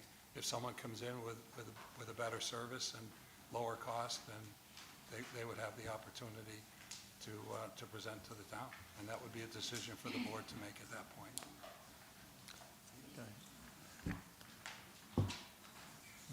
This on Article 6 still? If I could make one comment on the ambulance part. The town I just retired from, as you know, was in the media pretty strong about the ambulance service. For the town to take it over themselves, there's a lot of expenses. One of my biggest recommendations was to have a feasibility study, just to look at the different options of the town-based ambulance service as well as a contracted service. There's a lot that we all need to understand as far as the town budget, as far as the service itself, as you bring up, sir. And the thing is how much Chief Mattson would need to have personnel on staff, the places to house these people, as well as the ambulance, the second ambulance and things like that. So I would always recommend that we have some type of committee or some oversight on how the service is being provided. But as we all know, we're all elderly, we're getting there, and we do need the service. However, the bottom line comes down to, can we afford to do it in town, or do we reach out to another agency that can provide that service? And you all know what I'm talking about. The town of Ringe just went through this struggle, and we're not in any position to provide that service ourselves. So it would take Chief Mattson a lot of work and a good year to even establish, to even come close to what a proposal would look like for an ambulance service. Again, speaking from experience, not just shooting from the hip, okay? So Are you volunteering for the feasibility study committee? if that's what it would take, sir, yes, It yes. sounds like there are people that would like to have that happen. And I always think it's important to look at your options. However, I do feel that at the end of the day, depending on what the new station has in it, what Chief Matson's capabilities are with his staff, and what you have as staff, because we're all struggling for personnel. There's no, I didn't have a line in Ringe, and I'm not sure he did very well bringing up his staff now, but there's not a whole lot of people out there volunteering or jumping up to provide that service.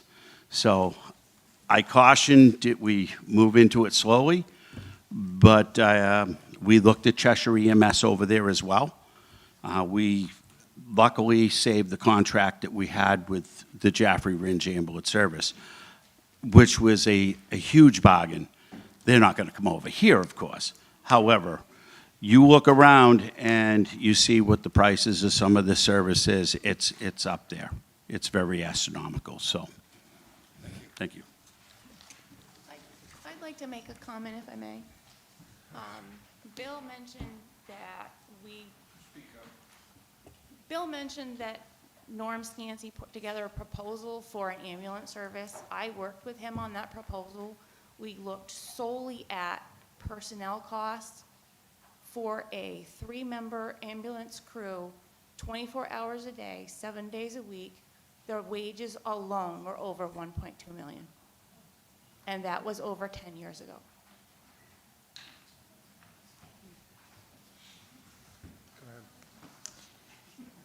I just want to make sure everybody understands this, that we, the select board, we really looked at this hard.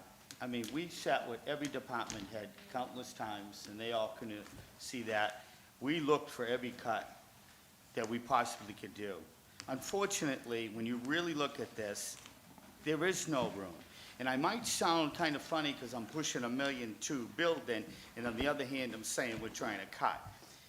But again, Laurie showed you as an example some of these big expenses. And unfortunately, our budget is just going to keep increasing with inflation and everything that's going on. I don't think there's no way to stop this. How we're going to stop it is we got to look at the other end of it. We got to bring more revenue in. We got to bring more money so we don't have to, so we have a strong budget. That's how I'm looking at it. I understand the frustration out here on cutting the budget and we're spending money, but I don't see anywhere where we can steal any money from or cut any money. We looked at this very deeply. Am I right, Bill and Mark? I mean, we spent countless hours, and it's just, there's reasons behind it. Laurie put it right out there. There's the health insurance, everything got us, right? And we have to look at this differently. And when we get 5 people on this select board, we have to try to go from the other direction. We need to bring more revenue in this to cover this, because the way this going, 2 years, we could be well over 10 million on a budget. With the population that we got growing in this town, we got to grow this town evenly. We got to build on this side to even out the boat, or we're going to flip over. Because it feels like the population's growing, and we're not growing with it on this side. And I know it sounds crazy about getting a building, but we have to level this boat somehow. And the way we got to do it, we got to attract businesses to this town. And that's how we're going to try to solve this budget. That's how I feel. That's just my personal thing. But I'm just letting you know, we tried every avenue to cut. We just didn't sit here and say this and that. This is happening to every town, not just Swanzey. So we have to buckle down. We have to put a good team together this year, and we have to go after it to keep our taxes down. And I'm going to try to do that. Go ahead. Mr. Moderator, can we call the question? Motion has been made to call the question. Is there a second to that? He's already been up once on this.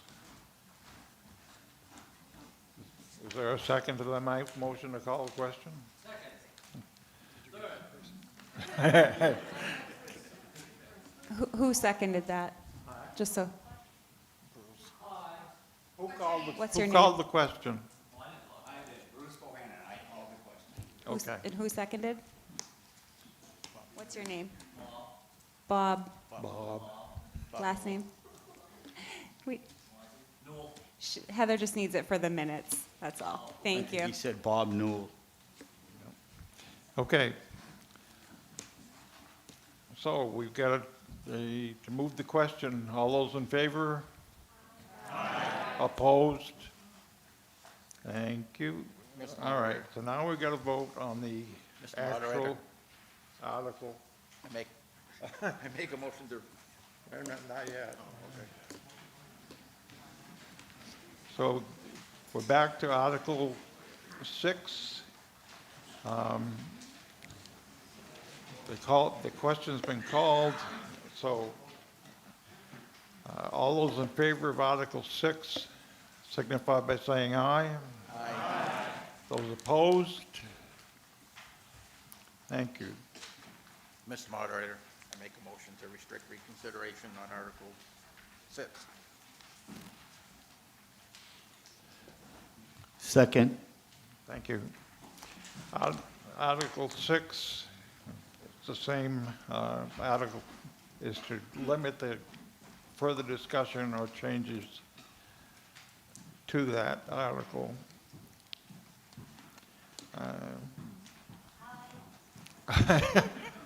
All those in favor? Opposed? Okay. You can vote before the... Where are we? Article 7. Make a motion to move Article 7. Lori, you're doing 7? Sure, yep. Second. All right, so the Article 7 is the capital reserve and expendable trust funds article. The town's capital improvement committee met extensively throughout the fall and winter and unanimously recommended the proposed funding levels for the expendable trust and capital reserve accounts to be placed on the 2026 ballot. These accounts allow the town to plan ahead and set aside funds for known and anticipated capital needs, reducing the risk of large unexpected expenses and helping to stabilize the tax rate over time. Historically, Swanzey voters have supported this proactive approach to long-term financial planning.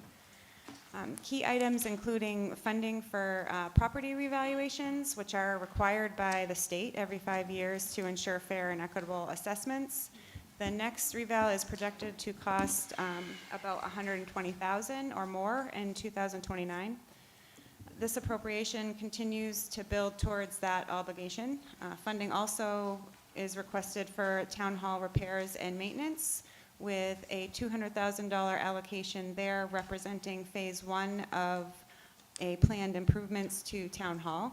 These improvements include upgrades to the town hall building and the former fire station below town hall once the fire trucks are moved to their new facility. And with the goal of expanding the office space and constructing an interior staircase to allow safe access to the lower level without having to go outside of the building. Thank you. Any further discussion? Mr. Moderator, I'd Sure. like to make a motion for an amendment to this article. Yes.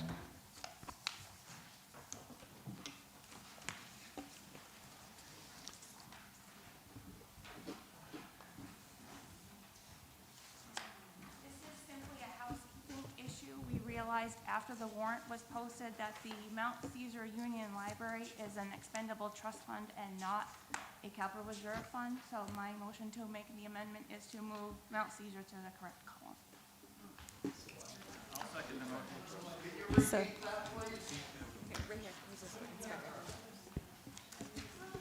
The, We realized that Mount Caesar got put into the wrong column. It's an Right. expendable trust fund. So I made a motion for it to move to the correct column.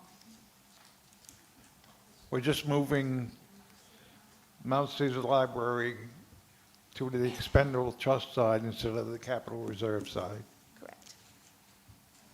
Any further discussion on this?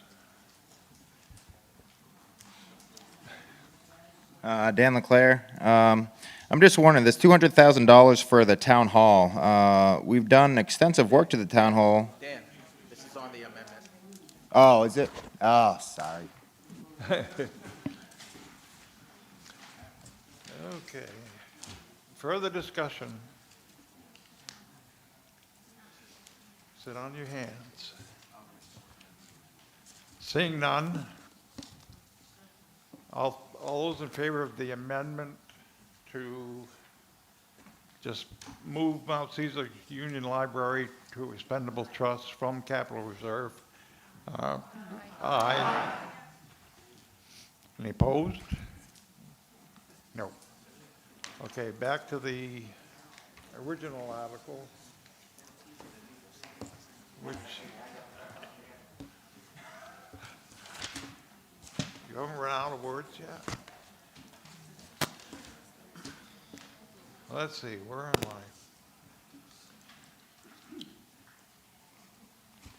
I? Sue's just going to make the change real quick to the warrant that will go on the ballot. Yeah.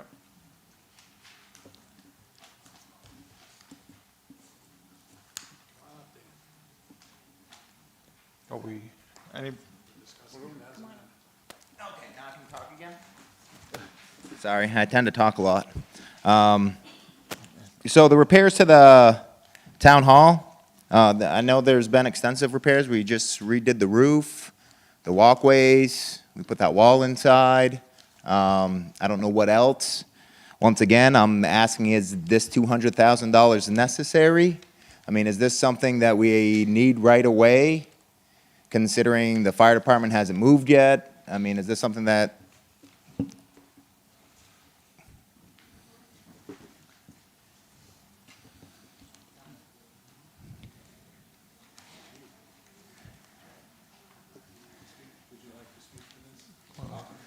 I could speak to the project itself, but as far as the plan for town hall in the future, I think that should come from either the select board or the town administrator. I can speak to what this money was proposed to get access downstairs and start phase one of making offices down there, but as far as I don't have the full vision of what the plan is down there for the future. I honestly think that came up and came about because I did sit in there and I think it came on the CFP just so we can, we don't even, I don't think we're even planning to attack this right away, but we didn't want to get hit with a big cost at the end when we do it. So I think it was, we wanted to start somewhere and put some money in there for the future of our town hall. I mean, we are running out of space upstairs. Am I right on that, Laurie? Yeah, I think when I came over, there was a plan floating around, I believe it was from 2017. Right. And 2015, there was a plan floating around for a redesign of the, just the upstairs of Town Hall. So nothing has been decided there as far as a layout goes, but what we looked into over the summer was, you know, planning ahead, and once the fire department is out of the building, how can we utilize that space down below? There are some issues that we need to take care of with, you know, there can be water that can come into the building, so we would, you know, need some money to, you know, get in there and find out what the issue is there. But the $200,000 came from a quote, just a proposal that we had to put in a staircase on the inside of the building. The plan from 2015, I believe, called for the staircase on the outside of the building, but that would cost us substantially a lot more money. So we you know, wanted to put in, and the CIP committee again wanted to, you know, put that money there so that we can have it for, we know we're going to need to make improvements to the building, and this has been planned for since 2015 anyway, so it's more of a placeholder, but the quote came from that amount of putting the staircase in and getting it cleaned up downstairs and ready for some offices. I was Okay. hoping for some temporary offices for the rec department, who doesn't have an office right now. Right. That was my goal, but I don't know if there would be enough money to even do that. But. All right. And sorry if this comes off as rude, I'm not trying to be, sometimes just the way I say things. So basically, you're just throwing a $200,000 placeholder just in case. No, it was for a quote to put stairs in. Well, yeah, but it was said that this might not even happen this year. If we don't get the funding, it's not going to happen. Okay. I then- think what I was trying to relay to you is we're Okay. a long way away from that. I feel that, there's a lot of planning to go involved in that, a lot of research to go involved in that, and we just didn't want the year to pass up where we had no funding in case we wanted to do something. You are right in what you're Yeah. saying. To me, that's how I felt. I'm not speaking for everybody, but Yeah. I just thought this might take some time. Right. There's a lot going into where we're gonna go with the town hall. Okay, and that 200,000 is just from It was a quote. a yep, quote to- from a for just- contractor I to, believe, Use that number Okay. as a base. I believe it was for the staircase, but there was something with the roof out back as Yeah, well. I can speak to that as far as my involvement. So there was a full plan that's been worked on for years through CIP and through Mike Branley, and the ultimate goal is, once the fire station is gone, to have office space down there. And there was an architectural plan that was, actually had an estimate with an elevator that was substantially more than the $200,000. So we had contractors look at it just for a placeholder. This would be a stairwell that would be outside the building, basically a concrete chamber. There would not be an elevator at this point in time. A Lola is approximately $100,000 to put a Lola in. Discussed it with town staff, and they really don't know if there's a need for it. This stair would be designed, and in the future, it could be added if it was needed. But it's my understanding that this would be the first phase of creating office space downstairs, potential conference room, but the $200,000 would cover putting in those stairs and they being enclosed outside and making it match up with the existing roof line out back. okay, all right, thank you. Yeah, it would provide access to, like, there's a lot of, our property files are kind of located everywhere throughout the building instead of one area. So we got assessing files in the building office and in the tax collector's office. They're kind of located everywhere, and we would like to just, at least if we got the staircase in, we'd be able to access those files, on our day-to-day jobs without having to go outside. And it would create space upstairs as well for a new floor plan for the office. Thank you. Further discussion?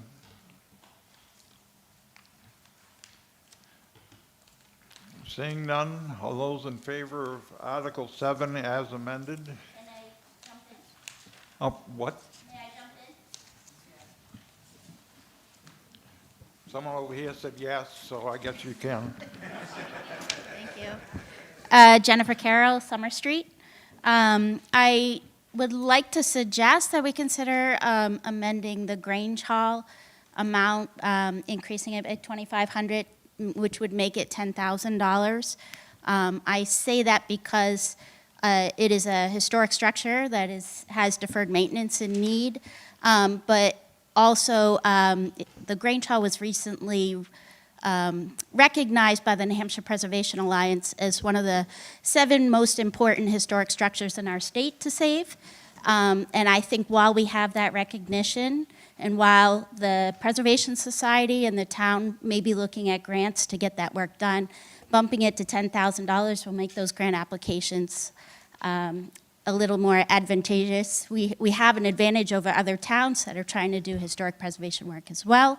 And most of the time, those grants are going to require a match from the community. So, Can I think- ask you a question, please? Yes, Are you recommending an amendment to this? yes, yes. Then I'd like you to need see that get 4 increase. signatures in writing and to me. Okay, all right. Thank you. Thank you.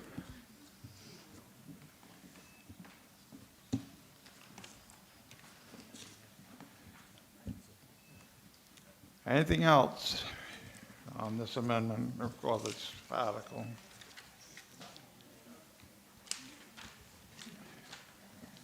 Just a clarification, are we voting on the amendment to move the Mount Susie?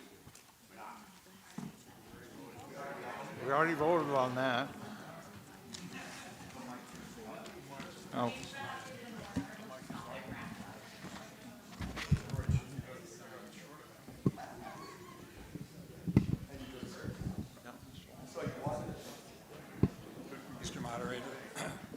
Mr. Moderator, Sir?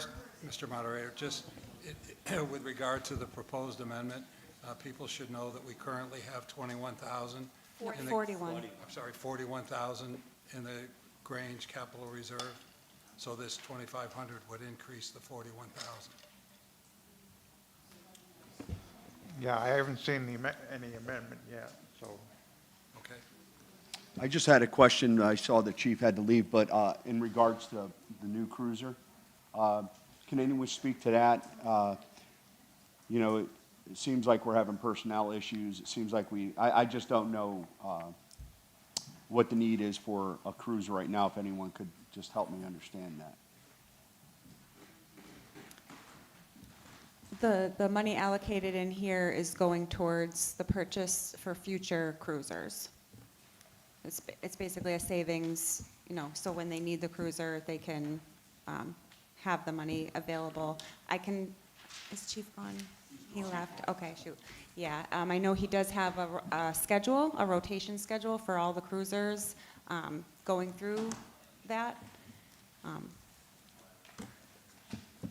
Mark, do you want to add anything to that? I know. Just that it's a yearly thing that they raise the money to appropriate the funding, and it's probably a pretty close, accurate price for the cruiser to outfit it and everything with the lettering and cages and stuff. Depending on the new model of cruisers, depends on whether the current cage will be able to fit into it or not. So if that's not the case, then they have to do, and they're switching all from Fords to Chevys now, so they have to buy new because there's usually not ones to replace it. I guess it comes down to a need and a want. This is a need. Correct. It is, yep, it is. There's about 28,000 in that account right now. And Excuse me, you want to change? I just want to be clear what you're amending. Ma'am, thank you. My question is answered. Thank you. Thank you.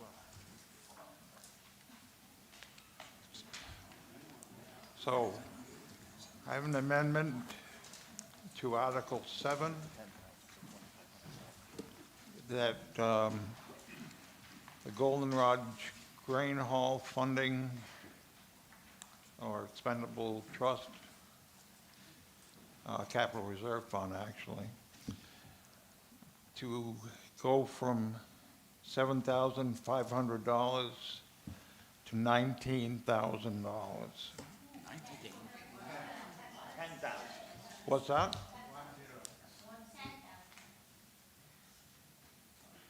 That 9 to 0. Oh, it's 19. I can't read some writing sometimes. So 7 to 19. 7 to 10,000. No. That isn't what this says. It's go from 7,500.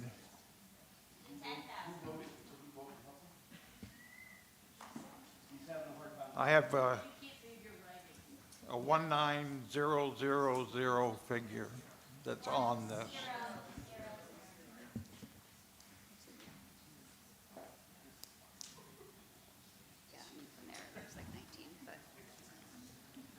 So ma'am, do you just want to come up and read it? So on your paper, well, no, it does look like a 9 on your paper, so.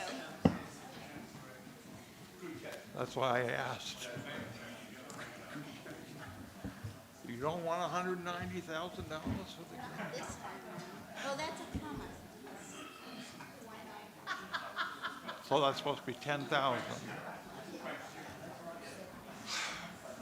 So, all right, the clarification is that they're looking to amend the Goldenrod Grange Capital Reserve Fund from $7,500 to $10,000. Is that right? Any discussion on this? Seeing none, all those in favor of this amendment signify by saying aye. Aye. Those opposed? No.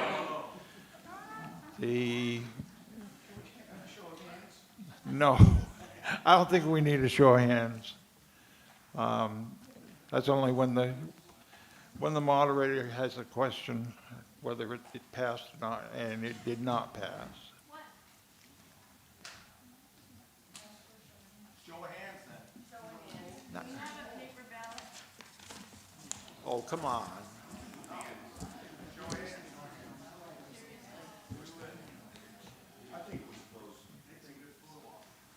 Yes.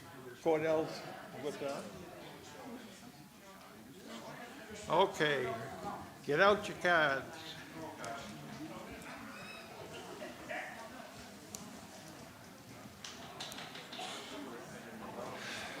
We'll do this again.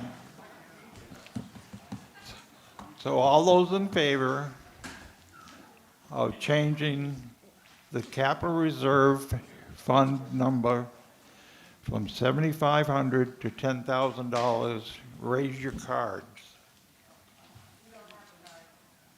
Who doesn't have a card?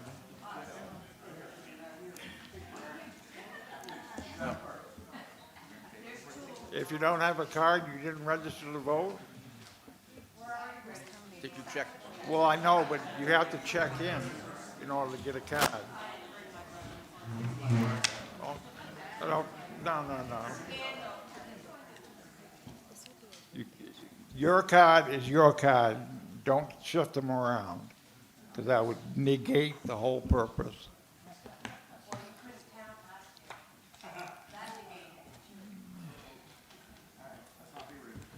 Thank you. I'm glad I won't have to do it again. From people from, anyway, Francis? These are people that are in favor.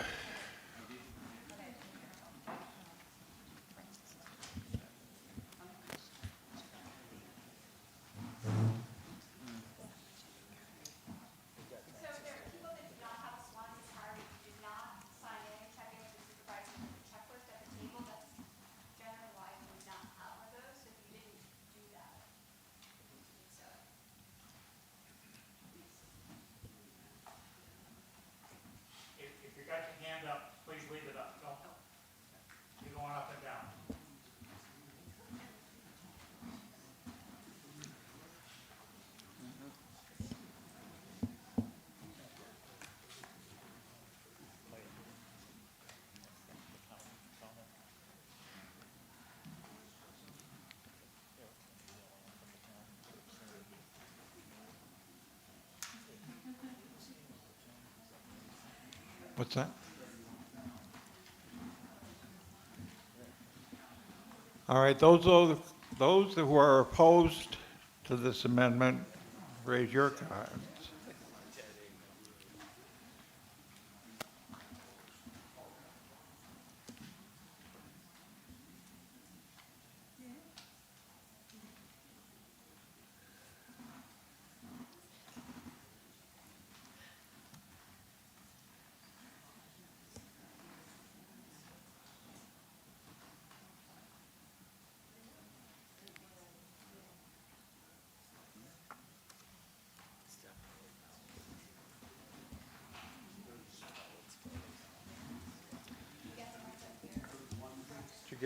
You get his?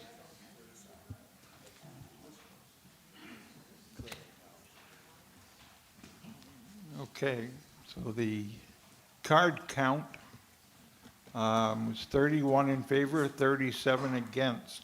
So I'd say the article fails, or the amendment fails. So we're back to the main Article 7. Have we talked that one enough? So, all those in favor of Article 7 as written, please signify by saying aye. As amended. Aye. Those opposed? As amended. It's not amended. No, the original part was. Moving the Mount Caesar Union Library over to the other side, that was an amendment. Yes, and I thought we voted on that already. We did, but now we're voting on the new. Let's just vote to not decide. Okay, so I stand corrected.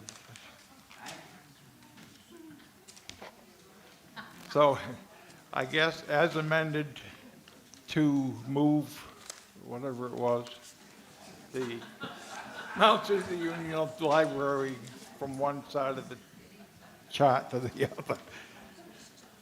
Let's see. Go from the capital reserve funds to the expendable trust funds. That is included and passed as an amendment, and is included in Article 7.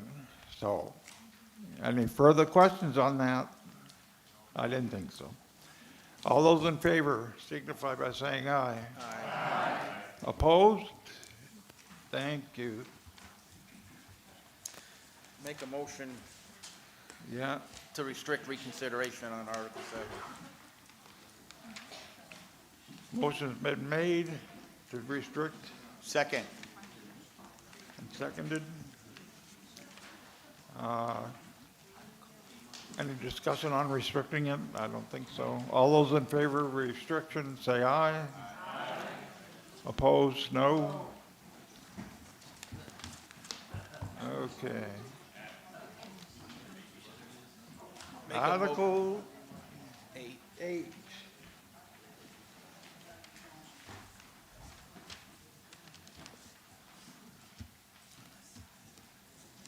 Lori? Make a motion to move Article 8. Second. All right, so this is our other capital reserve and expendable trust funds for the Public Works Department. So again, the town's capital improvement committee evaluated the public works capital needs as part of the long-range planning process and recommended the following levels for the expendable trust and capital reserve accounts.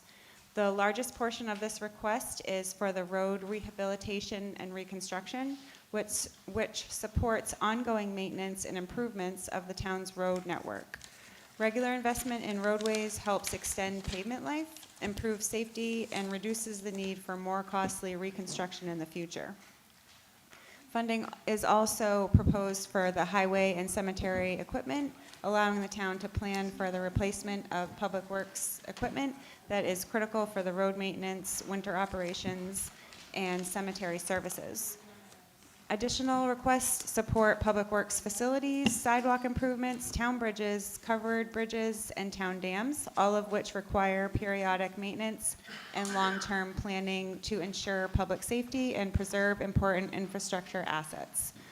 Funding for rail trails and the cemetery expansion fund supports continued access, recreation, and future burial capacity. By setting aside funds incrementally through these trust and reserve accounts, the town can proactively manage public works infrastructure needs and reduce the risk of emergency repairs and help stabilize the tax rate by avoiding large unexpected capital expenditures. Any further discussion on Article 8?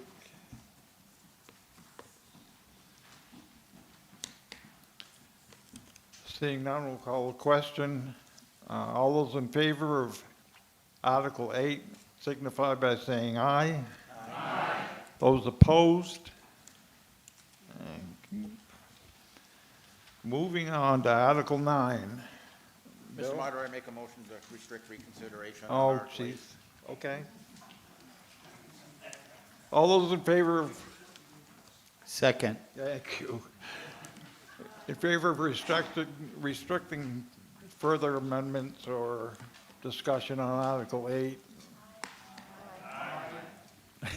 Opposed? I think so. Okay.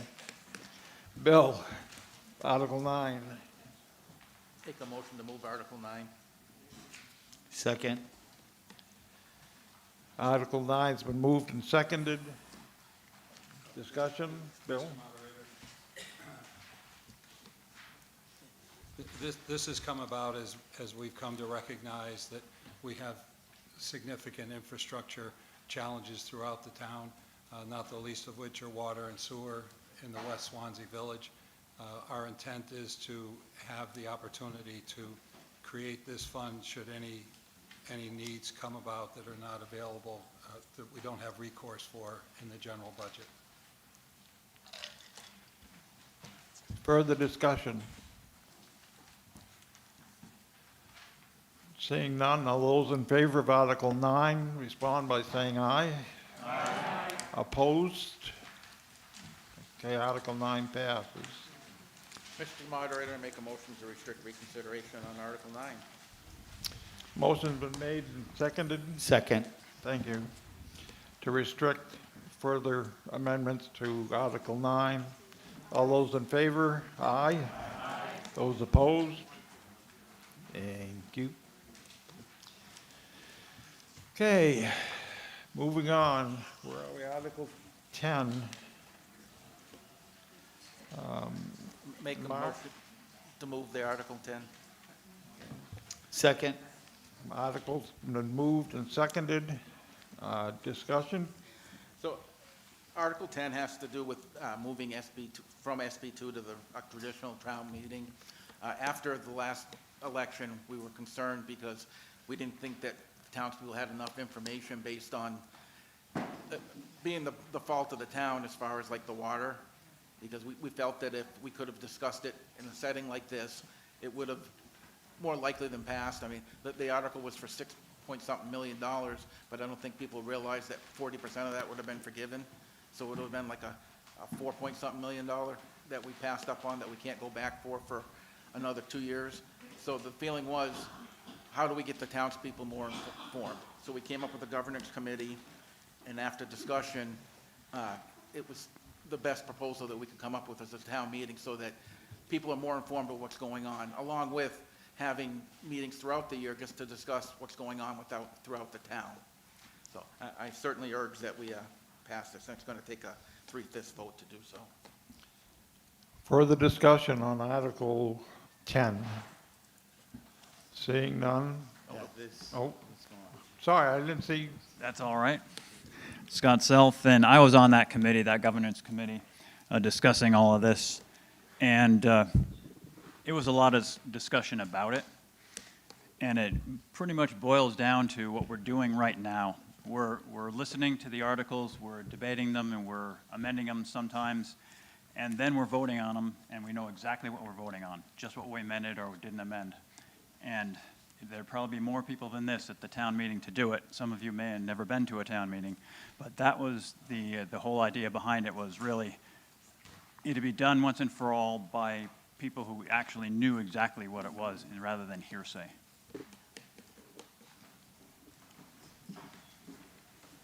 I'll just make one point, and we did discuss every type Who of... are you? I'm sorry, my name is Ann Heffernan. And May I please, proceed? please get closer to the mic. We can't hear. Okay. Thank you. We discussed every form of governance that we could possibly apply to the town, and the town meeting seems to be the most pure form of governance that we could come up with, or that was available to us. And just to give you an example, last year, 70 people came to this meeting, and probably 15 of them were town employees or committee chairs. So 60 people, 55 people made all the decisions on all the warrants for everything that the town is voting for. And we need to have more people involved and engaged. And by having a town meeting, and we would have it on a Saturday so that more people could come, people with childcare needs, could participate. And hopefully by doing that, we would have more than the less than 2% of our town people voting on what affects all of us.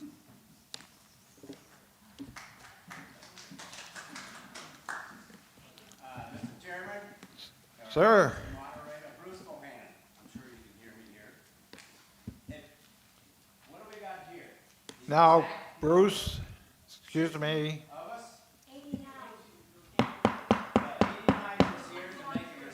Come up to the mic, please. You're not recording for the tape and stuff.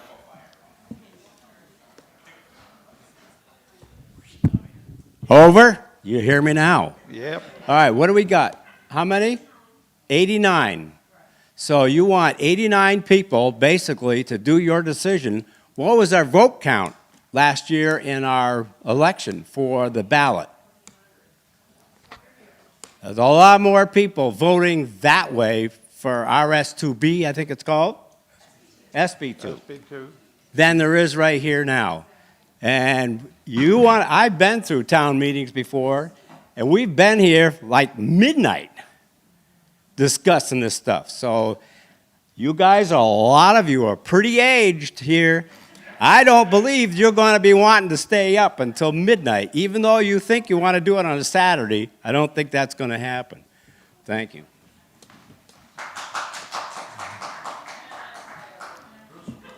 Wait. I'm Ashley Crosby. I live over on Fox Run Road. I would like to just speak as a resident for this. As a parent who has small children, I could probably easily say I think I'm the youngest person in the room tonight, and I'm here because I have to be here as a department head. If I didn't be, I wouldn't be. I would be at home tucking children into bed and things like that. My concern with moving away from SB2 is how are we accommodating those families? Who's providing childcare? Is that now going to be something you're going to look for the recreation? How do me and my staff then get to be able to participate and vote in that as well? Because there are a lot of families who really are active in town but have very, very small time frames. They're able to get in and out of things. So a longer period of time could really condense the availability of a lot of these other people that are going to be here and are going to be building us for the next 30 years.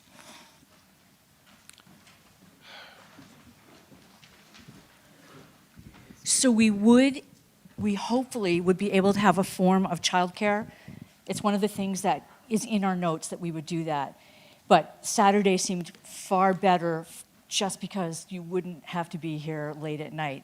And if it were on a Saturday, we wouldn't be here late at night, presumably. But to address one other question that came up, in March of 2025, there were a total of, and you can correct me back there if I'm wrong, 2,978 ballots. And of that, of the questions, the warrants, only 1,553 were all voted on, which means that people didn't understand a lot of what the warrant amendments were. So in this kind of format, we can discuss it until everyone is comfortable with the right or the wrong.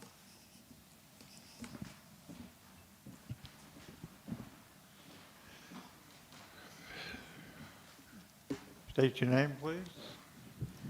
Hi, Kristen Reynolds. Last year, we had an opportunity to get our own water department to make it public instead of private. Everybody in the room here who heard that argument voted for that water. We all saw the need. And we've just been told over and over again by Jimmy here how much we need to get businesses in here to help us pay for what's happening. And water is paramount. We must have it. But when we went in March to vote, most of the people voted against it. And why? Because they didn't understand it. They didn't read it well. They saw the amount of money that it was, and they didn't understand about the loan and how that worked. They didn't know what we knew here. That really bummed me out. The people here, we learn what we need to know, and then we vote on it. That makes sense to me. Thank you. Dan? I'll just be real quick, because I was on the Swanzey Governance Committee also. And the biggest point of going back to town meeting is just to make sure that people are informed. Like everybody else that just came up here said, the majority of voters are not informed. The people that are here tonight, you guys are. You're active, you're engaged in our town. Unfortunately, there are restrictions where there's young families and some people can't get out and do this. That's why we want to do it on a Saturday. But we want to see our town moving in the right direction. I mean, I know I was up here, kind of criticizing the town tonight, just I want to hold them accountable to where our taxpayers' money's going. And I think the town meeting format not only holds them more accountable, but also helps keep our taxes a lot lower. So for the gentleman that argued that there's only 89 people that would be making the decisions on our town, I would rather have 89 informed people that know exactly what's going on in our town to make that decision than 1,400 people that don't have an idea and only vote on things that they think they understand. Thank you. I want to take my moderator hat off for a minute and address my feelings on this, or a question that I have. Has there been any, I haven't seen any, estimate as to what extra this is going to cost? We've had a lot of talk about our budget, and I don't believe there's been any proposal as to how much this is going to cost. Dan, you want to answer? We don't have that estimate because we don't know if we can move forward with it, but it would be basically what's happened in the past, and hopefully we could do this at the high school. Hopefully we can do this at the high school, so it shouldn't be an enormous expense to the town. And for things like childcare, we would hope to engage some of the youth, like interact, or we don't know. I mean, there's a lot of unknowns that are involved in it, but it's a step in the right direction to engage more people and have more people involved in the town that they live in.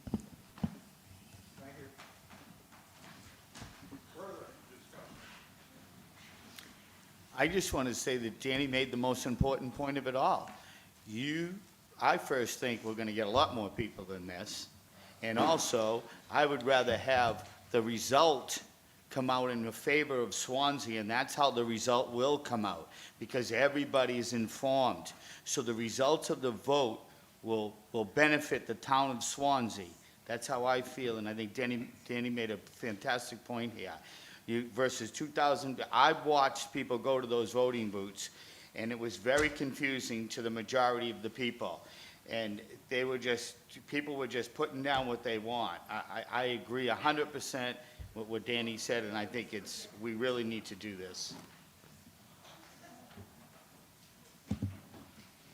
Kyle Croto, Eaton Road. I think being judged that you're not in this room, that you don't understand what's going on, is unfair. Personally, I can't be at all these meetings, but I do take advantage of YouTube and I watch them all. I think the town does a great job providing that information. If people want to be informed, they're going to be. If they don't, they're not going to be. But I think to make one group of people in a room one day make all the decisions isn't the proper way to do it.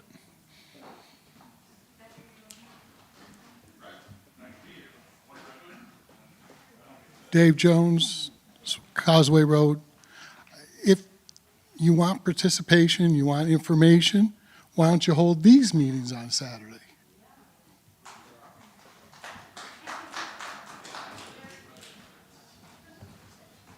Could I just have some clarification? Are the town meetings going to be a vote at that time, or are they just open for discussion? So the people at home would not have the benefit of a vote. I mean, these meetings are great because of the questions. If we could have questions like this, open debate and discussion, and be polite about it, and then people come and vote, that would move us. But we do need to have these discussions. Good, there is no bad question. So that's unfortunate. Because of the media, I thought maybe, people could hear the questions at home and get clarification.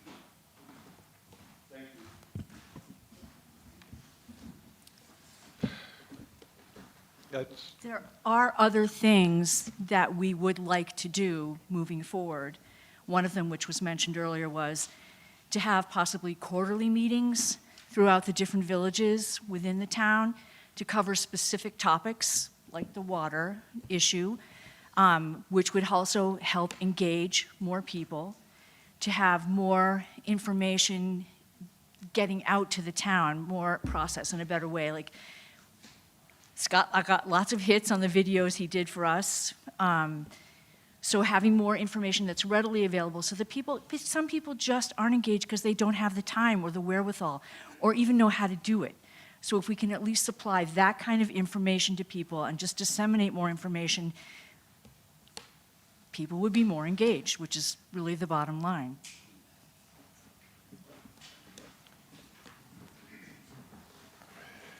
And a clear example of probably the not so well informed would be tonight's meeting here with the beginning of it with the zoning proposals. I don't know how many out here actually understand those zoning proposals. Sometimes we don't understand them here. I'm on the planning board. But we have a lot of discussion, a lot of back and forth on it to understand those proposals before we vote on them. And everyone here and everyone who votes in March, they're just going to look underneath there and say, oh, planning board recommends it, guess that's okay for me, without even knowing what you're voting on. And that's the same thing with town meeting. We got to know what we're voting on.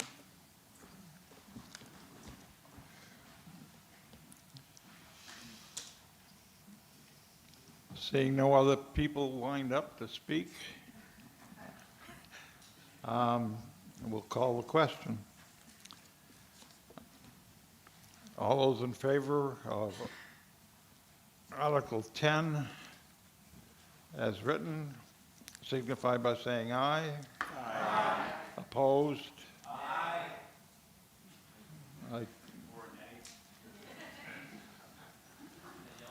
I'd say that the ayes had it. Okay. Mr. Moderator, I make a motion to restrict reconsideration on Article 10. Second. Motion to restrict reconstruction, whatever. Amending of the Article 9, which Article 10. 10, I'm sorry. Been a long night.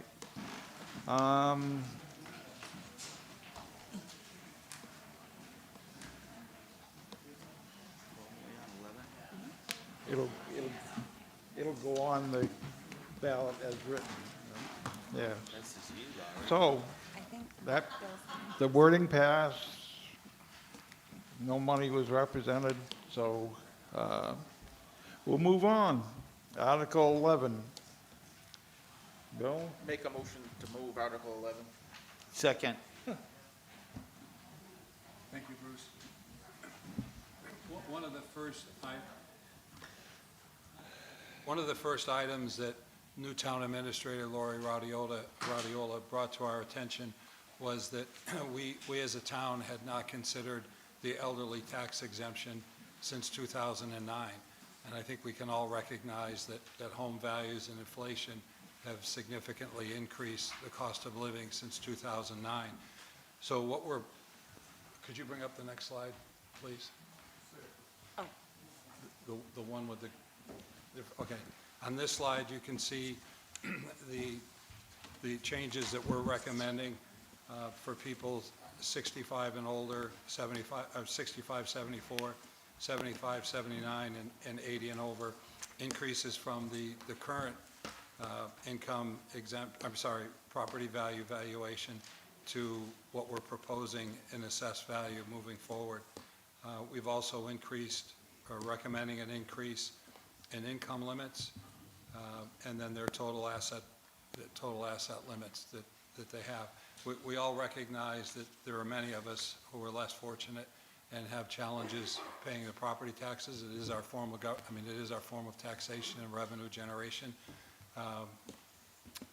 Depending upon what your view is, back in the day when I vice chaired and chaired the Republican committee in Cheshire County, and along with my cohorts on the Democratic Party, we all almost en masse supported a more diversified tax structure, but that was in Cheshire County.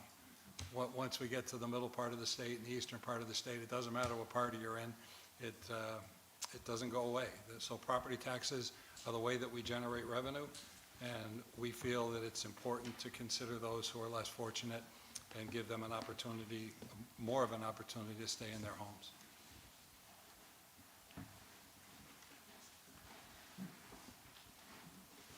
What's up? Go ahead. Ann Karasinski, Park Street, Swanzey. This slide is much better at, the second one is much better at expressing where you're going from and where you're going to. So I don't know if we need an amendment about the way this is written, but I found this confusing. And if we are going to educate people in the voting booth, that's the first time they're seeing this, I would, if there's a way to recommend, that these numbers have not been updated since 2009 to reflect current economic conditions. And I would consider doing a chart similar to what you have on that slide to explain what we're going from and what we're going to. Because having done some research and seen now that the different towns and cities in New Hampshire have an opportunity to have this in their own town, that I think that it would give us an opportunity, and particularly if you were recommending this, when you go to the ballot and you're trying to understand what this actually means, I just think we could express it better. So, for your consideration.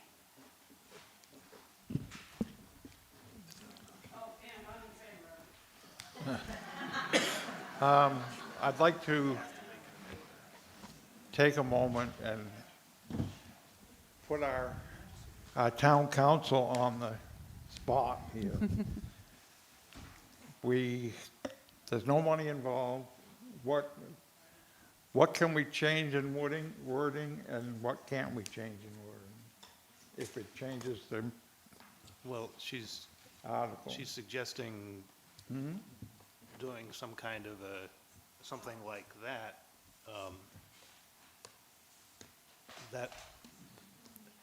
That's not going to work, unfortunately. There's statutory language that needs to be in there. Right. I mean, you could add that to it, but someone would need to make a motion for a specific amendment. And I suppose if the amendment is to add that to it, you could do that. Okay. If Thank you. If somebody wants to make that motion. A clear example of town meeting and the benefit that it would bring. Jessica Sanchez, do you need my address? Okay. So it's almost like, honestly, when I first looked at it, it was a little confusing to me. I understand you're probably trying to keep the wording down, but if you said exemption increase from 25 to 50, exemption increase from 35 to 75, because you see exemption at the top, but then you see increase. Is that what you were saying, Ann? Yeah. The exemption is increased. So the title says exemption amounts, and then it says you're increasing, but when you just look at it at first glance, it's almost like people might see increasing taxes, not increasing the exemption. Do you see what I'm saying? So it might just need increase the exemption from, just to make it more clear. I think that might have been what Ann was trying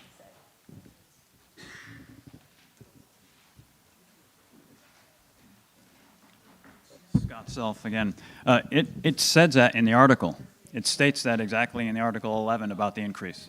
Yep. Not on that, but in the article.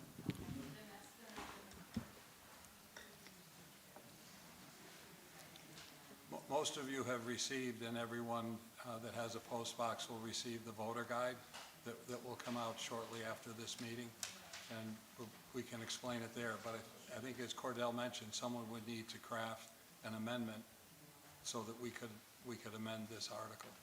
And whether it's language or adding a graph or both, it would need to come from the body. Is anyone interested in constructing an amendment to this? I'm working on a chart. You can vote on it, but don't you stop me from introducing an amendment. That way you can move on to the next question while I do this. Does anyone have written and signatures for an amendment on this article?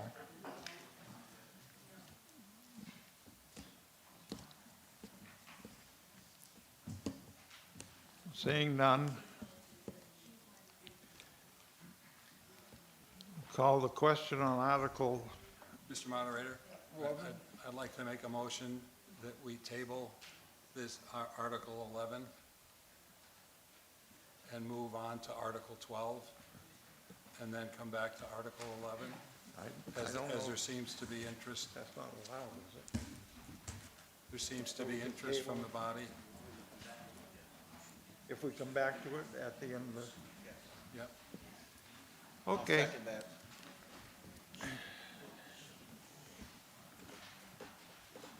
Mr. Moderator? We do have a motion. Did we get a second on? Second. Okay. I just have a question. Sorry. Okay, we have a motion to We'd like, the motion is to table Article 11 Table Article 11 and come back to come Article 11. back to it at the end of prior- Correct. end of tonight. So move it from Article 11. It will remain as Article 11. It It will. would just be Right. tabled for now.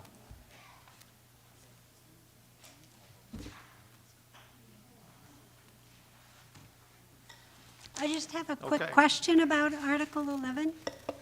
Is the, Linda I know Faulkner, sorry. We've got another motion on the But floor. it's not a You can- motion. You can bring it up at the end. Because this isn't going away. We're going to have discussion on it, but he's postponing discussion so that people would have chance to write an amendment or until. I'll so- wait. Hold that thought. Is that? Okay. We got to vote on tabling Article 11, and it will be discussed after the last article is handled. Anything further? All those in favor, say aye. Aye. Opposed, no? Thank you. So Article 11 will move to the end of the meeting. Article 12. Make a motion to move Article 12. Second. Discussion?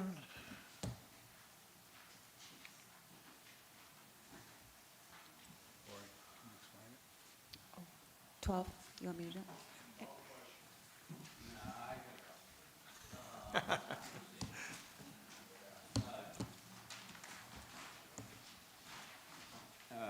Bruce Bohannon, is that, can you explain service connected? Is that military service Yep, so I can. only, or?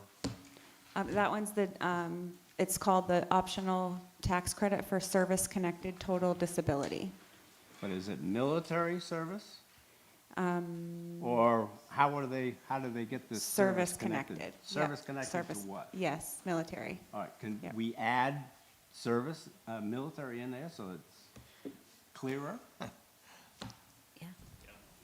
Cordell saying we had. Okay. We would need an amendment. I can speak to this Further one. discussion? There's a motion, there's a question with regard to adding the word military.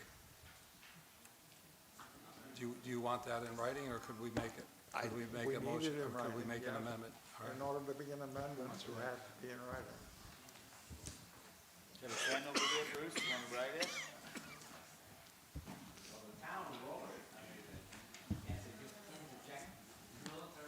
We can interject, nope. We're taking care of it up here. He's already- Oh, now, do you have a conflict of interest on this one? Yes, sir, Admiral. You get any signatures on that? No, there's no fourth, I don't have signatures. Bruce. Bring it here. Bruce.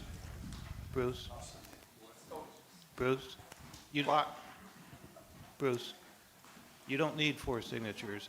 It's just a motion to amend. Anyone can make that motion. Thank you. If someone just, what's that? The way the state book reads, you have to have 4, minimum of 4.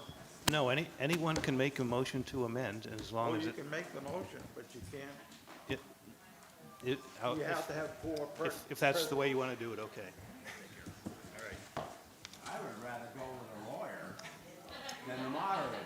The moderator's cheaper. The moderator is in charge, so. Well, we can take a 15-minute, and I'll look it up. Either way, we have the signatures. So, the amendment is to add the word military service connected. Any discussion on that? Yeah. Barbara Scully. My question is, if the title of the optional tax credit for service-connected total disability is related to the RSA, and if we change it, does that alter the meaning of that fund or that tax credit? That's a good point, and that's why I'm looking to Cordell to make sure we can do that. It's not a problem as long as you are referring to the correct statute here. I don't see a problem with inserting the word military in there. It's just a matter of clarification. So I don't see any problem with that. Yes, I can explain how it came about, Bruce, if that's okay. I'm curious if someone has the RSA to refer, so we could refer to it. Yep, I could just give a little background on it, if that will be helpful.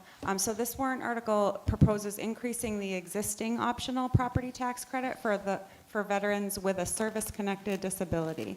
If approved, the credit would increase from $4,000 to $4,500, effective for the 2026 tax year. The credit is authorized under RSA 72:35 and is intended to provide additional property tax relief to qualifying residents. And just a little background on this, prior to this year, a municipality could stack the optional, it's called service-connected disability credit, on top of the general non-disability veterans tax credit. So before you could stack them, now due to the change in the law, you can no longer stack those two credits. So Swanzey has adopted the optional veterans credit under RSA 72:28, and that amount is $500. So before the change in law, you could have, a town could have done it, and Swanzey does do this. You could have granted the optional credit of $500 and in addition granted the service-connected disability credit of $4,000 for a total of $4,500.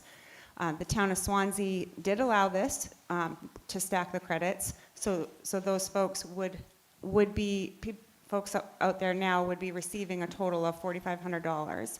So this warrant article basically, if approved, the veterans who qualify for the service-connected disability would still be able to receive that $500 that they would be getting for the veterans credit. But prior to that change in statute, and Cordell, do you have anything to add to that? I know we talked a little bit about this one, but I think that covers most of it. That's exactly right. I mean, basically, right now, if I'm a veteran with a service-connected disability, I get the $4,000 plus the $500. The law now says you can't stack them. So what you're voting to do is give me $4,500, no stacking. So the result is the same. There's no change in what the person can get. It's just making sure that they're not getting less. Can I just have clarification? Will that affect the us vets that are already? It's not going to affect us that are already getting the $500 rebate, right? This is not going to affect us. The veterans tax credit will remain the same. Yep. If this passes. But and if it doesn't, it would still, the veterans would still, nothing is changing with the veterans. Yeah. I guess my question is pretty much to Cordell. Do we have the right to change the wording of a state-approved RSA?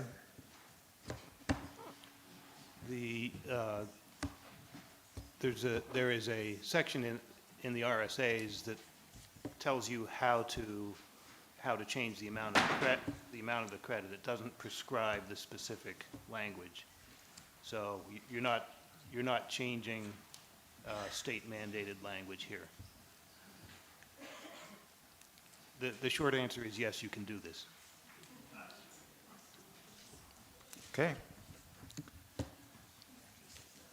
So, have we voted on the amendment? No. All those in favor of adding the word military in front of service-connected on Article 12, signify by saying aye. Aye. Opposed? Okay, the ayes have it. Now, we're back to the modified Article 12, which includes the adding the word military. Any further discussion? Seeing none. All those in favor say aye. Aye. Opposed? Okay, done. Mr. Moderator, make a motion to restrict reconsideration on Article 12. Second. Okay, we have a motion on the floor to restrict further discussion on Article, what one? 12? Article 12. All those in favor of restricting discussion further on this article signify by saying aye. Aye. Opposed? Okay, restricted.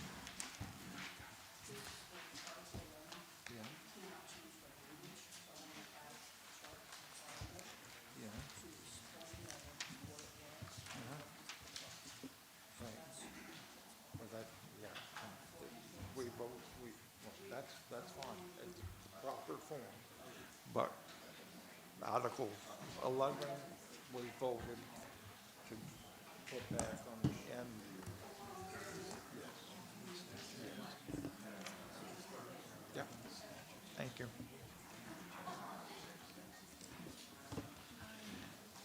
Okay. Where are we?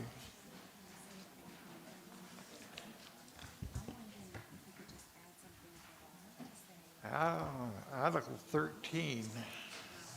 Make a motion to move Article 13. I moved. Article 13 has moved. Second? Second. Okay. Article 13 is moved and seconded. Discussion or? Okay, so I can speak to this one. The town has updated the project timeline and costs for the Ashwellet Rail Trail Transportation Alternatives Program. This project was originally approved on the 2020 warrant article number 9. The town received notification in December that the Federal Highway Administration has obligated additional funding for fiscal year 2026 preliminary engineering efforts. And just to offer a little bit of background on this article, this project was added to the 10-year plan through the town's Transportation Alternatives Program application in 2018. Original documents are available at Town Hall. The project scope was then updated in 2023 to focus on a portion of the Ashwellet Rail Trail with multiple washouts, which are documented in the engineering study. This article, if passed, gives the town more money and more funding to finish a much-needed project. And I just wanted to include in here an important note, because it came up at our budget hearing several times, but this project is not related to the Christian Hill Road Bridge project. I just wanted to put that out there now before we get to anything further in the warrant, but it's not related to that project. And further discussion on it.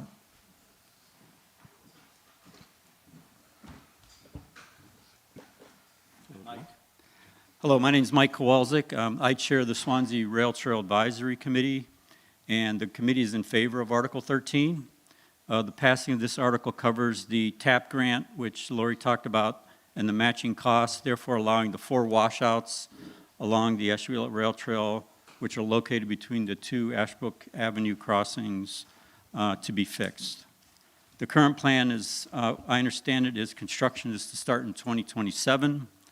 If the article does not pass, the funding could be lost, and there's no timeline to getting the washouts fixed, and the trail in this section would not be reopened. The trail has been closed since July of 23 when the washouts occurred. The Ashwellet Rail Trail is a main corridor in Swanzey and southwest New Hampshire. It is heavily used by snowmobilers, bikers, hikers, etc. The trail actually starts at Emerald Street in Keene and it ends at the Connecticut River in Hinsdale.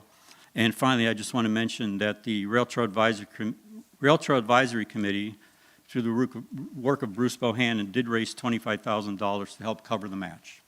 Thank you. Anything further on Article 13? Bruce, if I can just expand on that a little bit more, Bruce. So up here is just a snippet of the December 4th letter to the town from New Hampshire DOT showing the updated budget. And it's broken down as follows with the total cost of $1,822,712. The town's match totals $364,542. Anything else? Saying nothing. All those in favor of Article 13 signify by saying aye. Aye. Opposed, nay? Thank you. Mr. Moderator, make a motion to restrict reconsideration on Article 13. Second. Motion's been made and seconded to restrict changes to Article 13. All those in favor? Aye. All those opposed? Okay. Article 14. Make a motion to move Article 14. Second. Okay. Article 14 has been moved and seconded.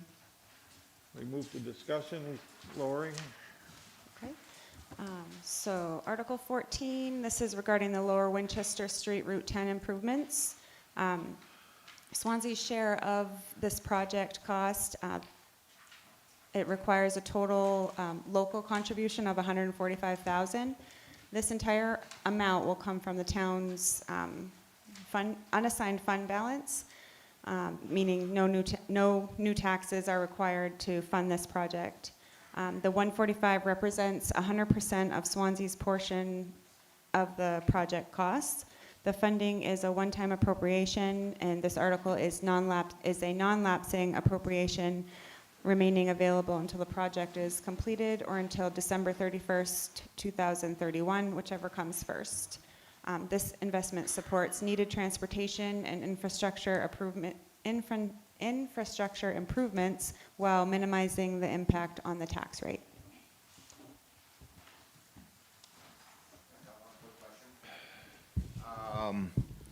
The improvement on Route 10, are they taking out the turn lane that's in the middle of that road? Because people use it as a passing lane. I've almost been crushed like 3 times. So it's my understanding that that section of Lower Winchester Route 10 is all going to be divided with an island. Okay. So, for example, if you had to go to Service Credit Union, you'd go up to the Rotary, use Service Credit Union. When you come out, you wouldn't be able to turn to Keene. You'd come back down. There'll be another Rotary. I think it's Criff Road, the one that goes in by the college. Okay. And there will be a center divider and a sidewalk. Am I on the wrong end of Route 10 now? I'm talking, oh, okay. Yeah. All right, so there's no plan on getting rid of that middle turn lane? There should be a plan. No, that'll be part of what Joe just mentioned. Okay. The median will go right down the middle.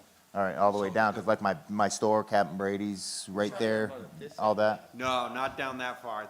This is up by Market Basket. Oh, okay, all right, that's too bad. All right, no, that's fine. You're Is talking there- about the turning lane by California Street? Yeah, it goes for like a half a mile or whatever. Yeah, it's very dangerous. That would be something to bring up to District 4 DOT, Okay, because there is a planning study going on, but there's definitely nothing been done there yet. okay, all right, thank you. Scott, you might remember, that might have been brought in when California, Owens Drive was approved, the turn lanes. Any further discussion on Article 14? Turn lanes on Route 10 we're talking about, right? Yeah, the slip lanes there. Yeah, those were town. Yeah, they were. The town wanted those in there. And I think they helped. I haven't been, maybe you have been partially smashed maybe there, but I like the route, the slip lanes there. They work quite well. Yeah, Mike York. We had, through the planning board, we had a program or they're going to do safety all the way down through from Forest all the way down through the park by Jimmy's Park. But that funding has, from my knowledge, has fallen through, so there's nothing going to be done through that section route unless we can get another committee together and petition the state to do it. But they've diverted those funds over to the coast.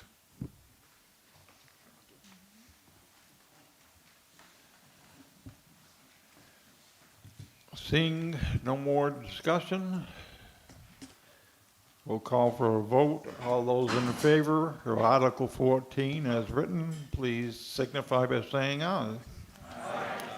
Those opposed? Now, Mr. Moderator, I make a motion to restrict reconsideration on Article 14. Second. really? Okay. Motion's been made to restrict discussion or changing Article 14. All those in favor? Aye. Opposed? Now, at the end of this, I know we're going back to 11, but my page says Laurie, Article 15, Laurie to offer background on this before turning over to petitioner. I don't understand that, and why is it an article? Nope, it's, we Make a can, motion to move Article 15. Second. What is it? if I could just give a little background now that they had the motion in the second, before we open it to the floor, that's all. All right, so I just want to give a little bit of background. There was quite a few questions at the budget hearing, and we just didn't have the answers to provide for everybody, so we had some time to do a little bit more digging on this, and just wanted to share what I found with you. So in 2022, the federal bridge funds were added to this project for the Christian Hill Bridge. This slide gives a summary of a March 18, 2022 letter detailing the project change. As part of the federal environmental process, the town proposed adaptive reuse of timber and stone from the existing bridge to span the washout portion of the Ashwelot Rail Trail. So as part of the historic mitigation for the removal of this historic bridge, but I just want everybody to be clear that that was not part of the TAP funding, that this was part of the historical process. So this proposal was accepted by the New Hampshire Division of Historical Resources and by the Federal Highway Administration through an exhaustive National Environmental Policy Act, or the NEPA process, which is currently nearing conclusion. The Christian Hill Road Bridge over New Hampshire Railroad project is 100% federally funded for construction.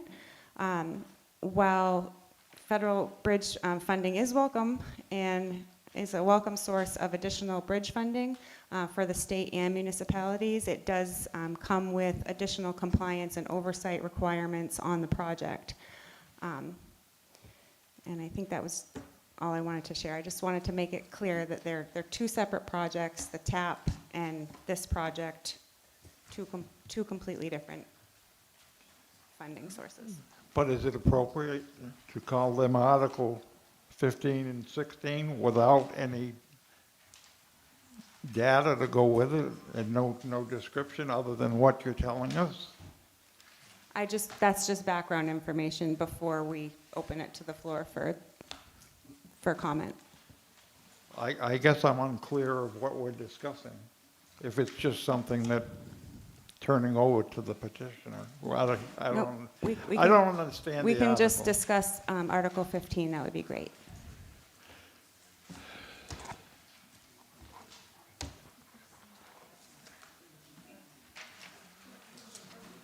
And why wasn't this?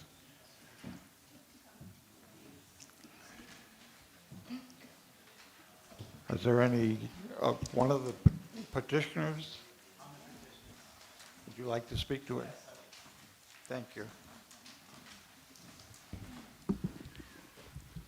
Hi, I'm John Trainer from Railroad Street. I moved to Swanzey about 40 years ago because of the character of the town, the historic aspects, the beauty, and I've been loving it ever since. And I believe we should keep our historic landmarks here in town and not destroy them. In 2014, the Christian Hill Road Bridge was closed by the state. It wasn't required to tear it down, it just needed to be fixed. There's not a lot wrong with the bridge that it needs to be destroyed and replaced with a concrete culvert.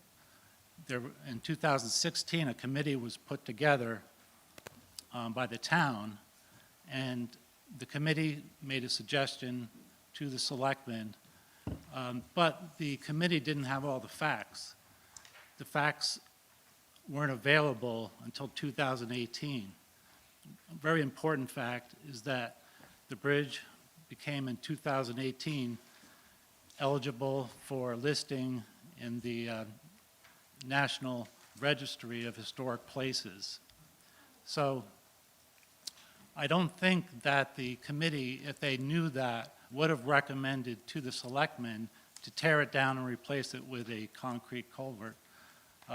One of the people on that committee was Lee Dunham, who's here tonight, and I spoke with Lee about a month and a half ago at the Swanzey Christmas, and a month and a half ago, he was not aware that the Christian Hill Bridge, in its historic aspects, I wasn't aware until this fall when I started digging into this whole thing. In 2020, there was a vote by the town to accept money from the state to rebuild the bridge with a concrete culvert.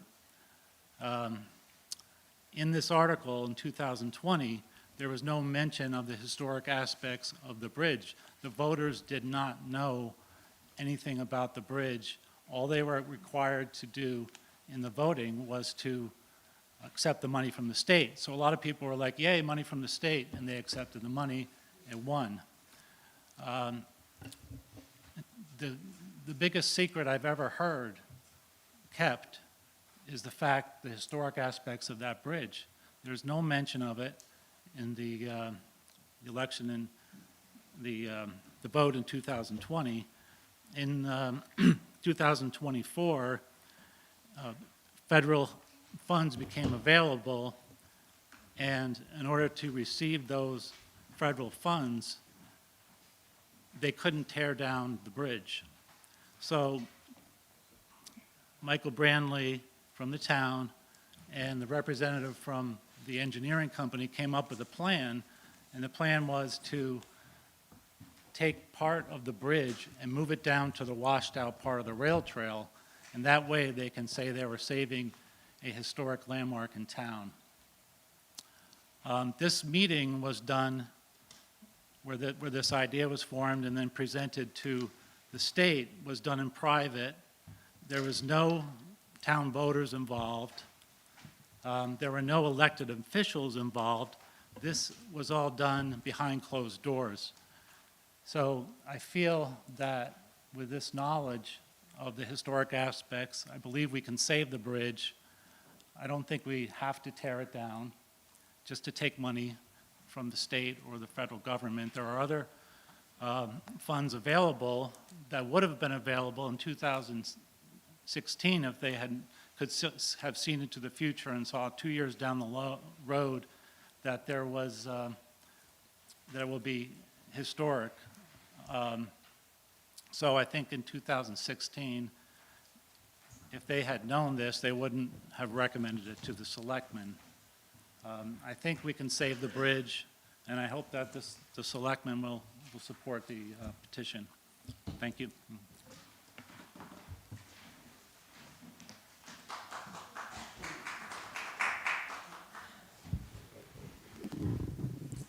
This whole district here is a historical district, not a zoning historical district for Swanzey, but it is a historical district. This building is in it, lots of these old houses on Main Street here are in it, and that bridge up there we're talking about is in it.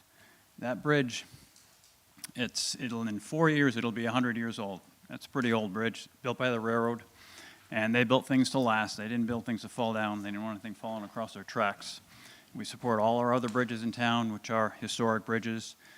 If we take that down, we're never getting it back again, never going to be able to replace it again. There might be a cement culvert in there, but it's nothing like that historic bridge over there.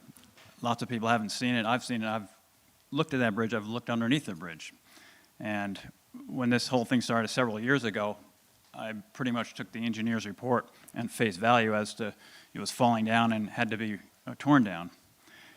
In my opinion, that's not the case. Underneath it there, you can see they've got stringers on that bridge. They're 14 by 8-inch stringers, about 30 inches in spaced out. And the part of the bridge that is rotten are what's called the bedding timbers. And those timbers are the same thing as the sill in your house. So, if the sill rots out in your house, you don't tear it down and put a cement one up. You just replace the sill. And those bedding timbers were made to be replaced anyways. That's how it works. So I would be in favor of just studying it at least for another year just to see if it's worthwhile saving it. We don't have a train station down there anymore. Other towns do, but we don't have one burnt down. That and that small little brick way station behind the cemetery are the only things we have left for the train station here, or for what the train was in town. So I think we ought to really look into it before we do something that we can't replace.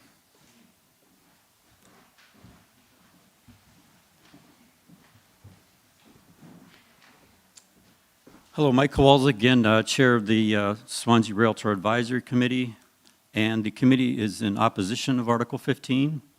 And before I give reasons why, I'd like to provide a little bit of background information so that the residents are well informed, which is one of the purposes of this. So the Ashwelot Rail Trail, like most of the rail corridors in the Monadnock region, is owned by the New Hampshire DOT Rail and Transit. Since the conversion to rail trail, the New Hampshire Bureau of Trails has been responsible for the regular maintenance. The Bureau of Trails has little resource, therefore they rely heavily on counties, snowmobile clubs, conservation groups, and local municipalities like the town of Swansea to define projects, raise the funding, and perform the work, all overseen by the Bureau of Trails. Severe washouts, like those experienced on the Ashwelot Trail in 23, are not considered regular maintenance. Therefore, they're sent to the DOT to be fixed. The DOT 10-year plan is the typical means to get such projects funded and worked on via the Transportation Alternative Program grant, which is the one we have fixing the other ones. In 2018, as we talked about, the Rail Trail Advisory Committee, along with Matthew Bockler, the town planner at the time, began the effort to submit a TAP grant to fix both the Cheshire Trail and the southern portion of the Ashwelot Rail Trail. In 2019, the town was awarded the grant, which effectively put the project at the bottom of the DOT 10-year plan. When the washouts occurred in 23, causing 5 washouts in 2 rail bed compromised areas with very significant cost of repair, the Rail Trail Advisory Committee proposed to redirect the TAP grant funds to fix the washouts. Because of the high repair costs, the TAP grant could not cover the cost of all the repairs. The 2 compromised areas, which are farther north, were fixed by the state-funded GIA grant and aid, with the Keene Snow Riders Snowmobile Club securing the funding and managing the project. The TAP grant would fix the 4 washouts that we talked about earlier, located between the 2 Holbrook Avenue crossings, leaving no plan for the washout near the Eversource substation. Because the Christian Hill Bridge project was also happening, managed by the DOT, the current bridge being deemed unsuitable for Christian Hill Road, it was suggested to move it to fix the rail trail washout, with the work being included as part of the installation of the new Christian Hill Bridge. It was the Rail Trail Advisory Committee's understanding that DOT, Division of Historical Resources, the Bureau of Trail, the Town of Swansea, and Hoyle and Tanner, the construction engineering company, We're all in agreement with this plan, with all proper procedures followed. Therefore, it's the Rail Trail Advisory Committee's understanding that the Christian Hill Bridge replacement project, including the moving of the current bridge to the Ashwellet Rail Trail, is to plan to begin in this year, 2026. And for the remaining 4 washouts funded by the TAP grant we talked about earlier, that's supposed to start next year. So if all goes as planned, the trail will be reopened in 2027. Okay, that's the background information. Now why for the opposition? Is the Rail Trail Advisory Committee's understanding that delaying the Christian Hill Bridge project by 1 year could mean the loss of the current funding, which is $2.5 million, no match required by the town. If Article 15 does pass, there is no funding for the historical study, as requested in the article. There's no plan or funding for the restoration of the current bridge. It has been suggested in the past that one of the funding sources could be the Northern Borders Regional Planning Commission Timber for Transit grant to fund the bridge study and restoration. This grant requires a 20% match, so if Swanzey is the grantee, Swanzey would be responsible for that 20% match. And also keep in mind there's no funding to fix the Ashwellet Rail Trail washout at the Eversource substation, and this means for walkers, bikers, equestrians, and all the other users, they will need to continue to use the detour around the washout. That current detour puts people on Eaton Road, which is a potential safety issue. A more significant impact is the snowmobile community will continue to not be able to use the Ashwellet Rail Trail. Not only is this a form of recreational loss, but also economic loss. I have learned recently, working with snowmobile clubs, that they provide a significant economic value to the state and our local community. Because funding will be lost for the fixing of the washout, funding will need to be found. The most likely solution is the TAP grant. And if it's awarded, which is not guaranteed, the project will be put at the bottom of the New Hampshire DOT 10-year plan, meaning it is highly likely the washout will not be fixed until 2036, with the town being responsible for 20% of the 2036 cost. Historically, the DOT has $5.5 million per round of available TAP funding, and $25 million in projects are submitted. So the probability of getting funded is low. In my opinion, with the work I've done on rail trails over the last 7-8 years, with other culverts and things like that, and the fact that it costs $1.8 million to fix the 4 washouts here in Swanzey, I would estimate it's going to cost probably $1 million to fix that washout. In 2026, 20% had to be covered by Swanzey, and it would be even higher in 2036. So the next reason for opposing Article 15 is more broad scope. So as I said, I chair the Swanzey Rail Trail Advisory Committee. I'm also president of the Monadnock Region Rail Trail Collaborative. The Collaborative's mission is to rehabilitate the region's 100 miles of rail trails so they are available for all users year-round. These trails run through 15 local towns from Walpole to Fitzwilliam, Keene to Hinsdale, Rindge to Hillsborough, and also have means to connect the rail trails to Bellows Falls, Brattleboro, and Winchton, vastly expanding the network. The Collaborative is working with Cheshire County, many of the local towns, snowmobile clubs, DOT, Bureau of Trails, Rails to Trails Conservancy, Monadnock Conservancy, Southwest Regional Planning Commission, the Greater Monadnock Collaborative, and others to make this a reality. When complete, not only will local citizens have access to a vast rail trail network for their enjoyment, they can help the local economy by providing week-long bike tours. Sorry about that.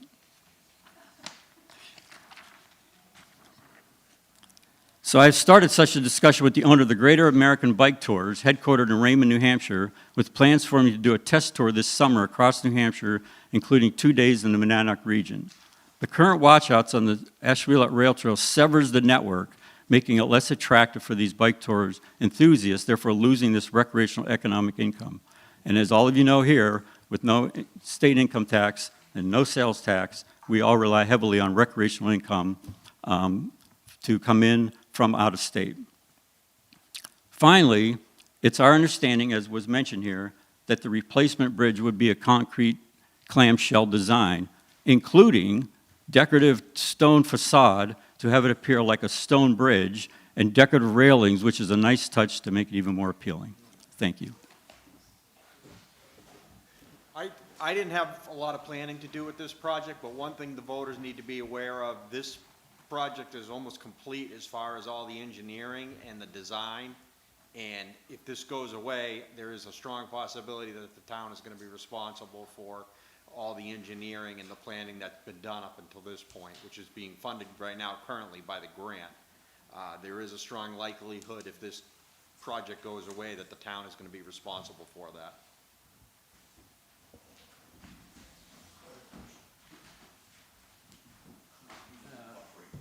Bruce Bohannon, my understanding is that's not the original bridge.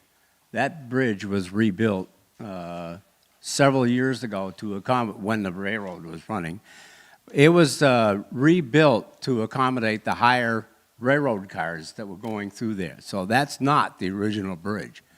So I would dare say that's not 100 years old.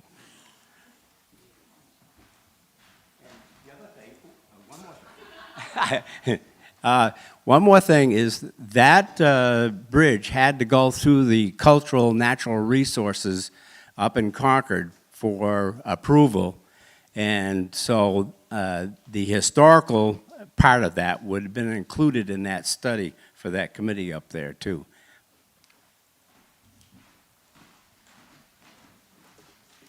Barbara Scully. I have a question as to whether or not the rebuilding of that bridge will have any implication for the fire department in terms of response time, or is this simply going to restore, you know, regular car traffic? I have no idea. I haven't had any. Yeah, it would have no impact while it was being constructed. The fire department would be able to access it after it was constructed, but while it was constructed, it'd have no impact. So right now, they can't use that access to get up, but once that new bridge is put in, the fire trucks will have a straight shot up Christian Hill, rather than having to turn the trucks around at either end. Okay.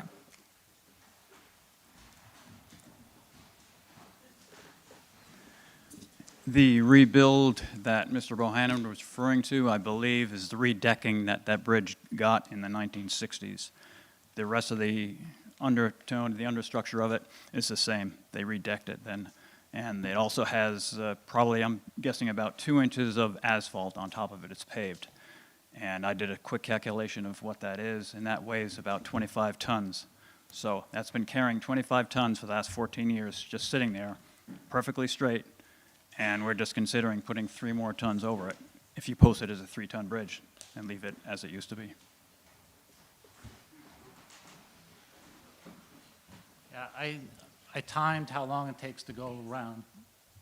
John Trainer. I timed how long it takes to drive around, and it's about 30 seconds. So there would be a 30-second delay in fire engine.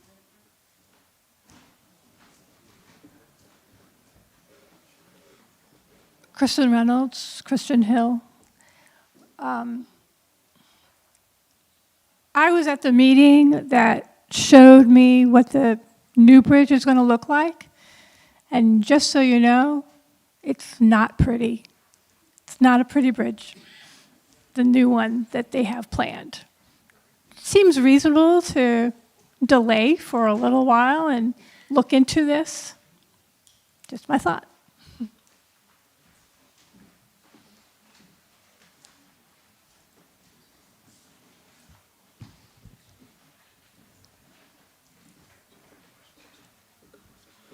Jeremy Evans, CL Lane. So I'm the president of the Keene Snow Riders. I've been working on these rail trails now for a little over 20 years. And I can tell you this is a primary corridor.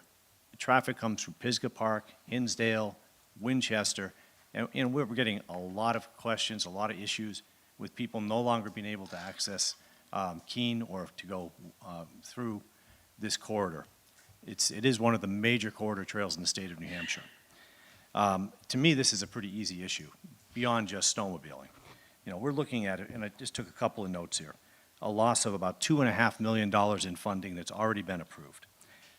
There is no money to repair the existing bridge. There's no plan to repair the existing bridge.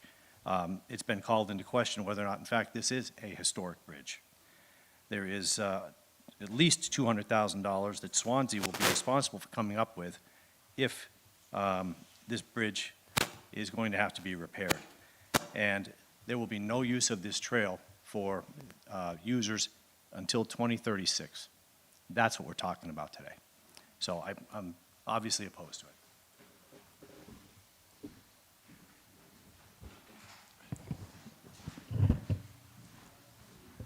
I'll say my piece. I don't care about the bicyclist. They're annoying. I don't care about the snowmobilers. I do care about the historic value. So I'd like to use a little patience on this. That's my personal feeling.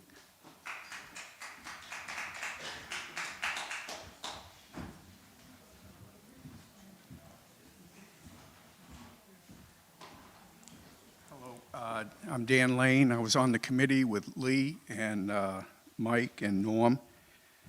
I'd like to say that the abutments for the bridge are made out of concrete blocks, similar to Jersey barriers, but just a big square blocks. The posts are telephone posts. They're either pressure treated or coated with creosote. You know, you can make your own determination if that's a historic structure. All our meetings were open. I think you attended one or more, I believe, John. So, and I think, yeah, and I think all the meeting minutes were published in the town's site. This apparently now there's 100% state funding for the bridge replacement, and I think it would be a mistake to pass that up.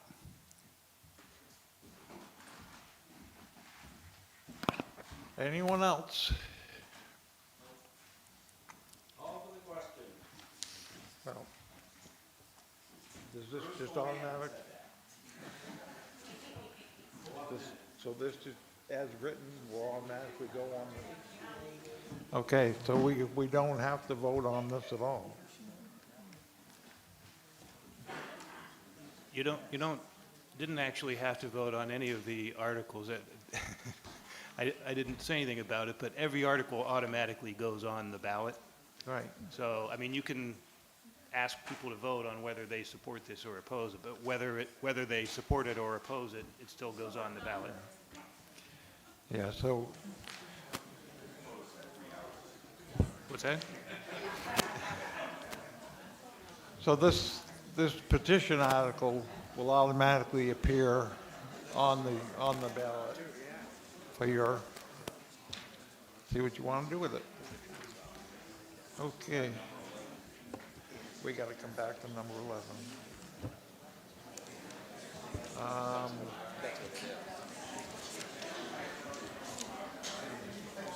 Hold on, we still got to come back to Article 11.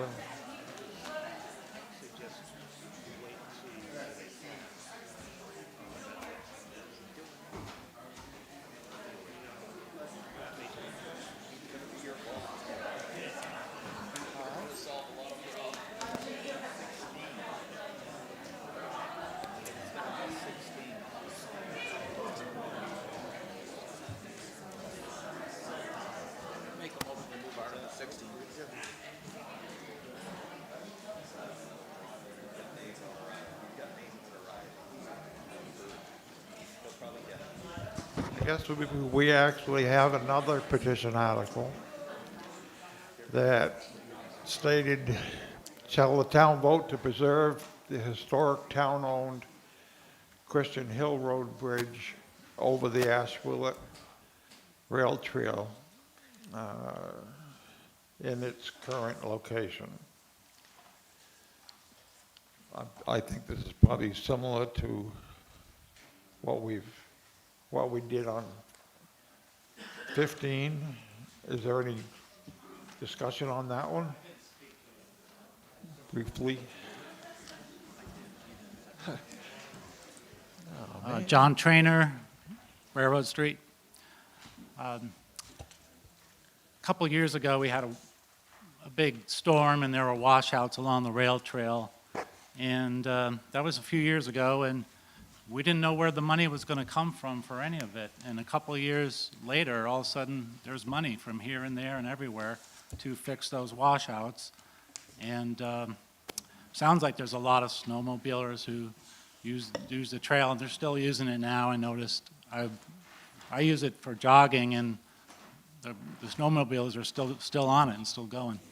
But what I'd like to say is I don't think it's a good reason for fixing the washout that could be fixed in other ways and money come from other ways. It's not a good reason to tear down part of our history of Swanzey to do that. They're two separate issues.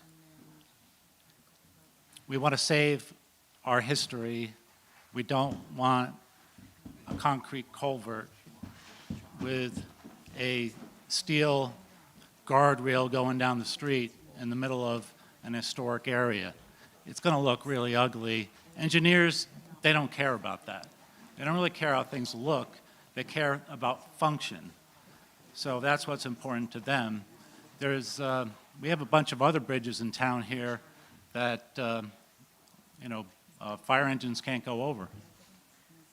And we're not ripping them down because they're covered. And they bring in tourism and money, and they're part of the heart of Swanzey, our bridges.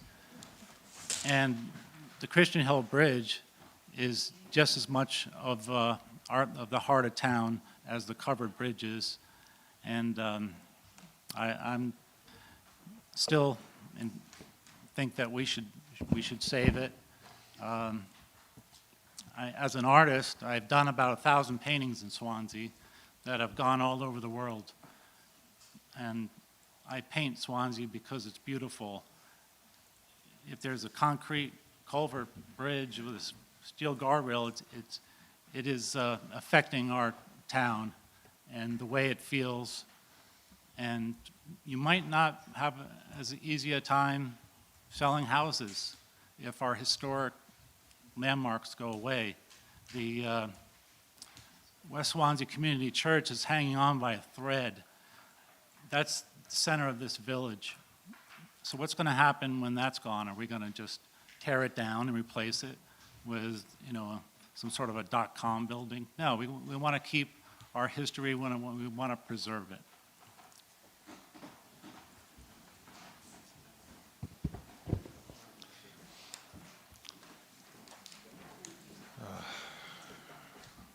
Mike Kowalczyk again. Should I read my 3-page testimony? No, right. So we oppose Article 16 for the same reasons.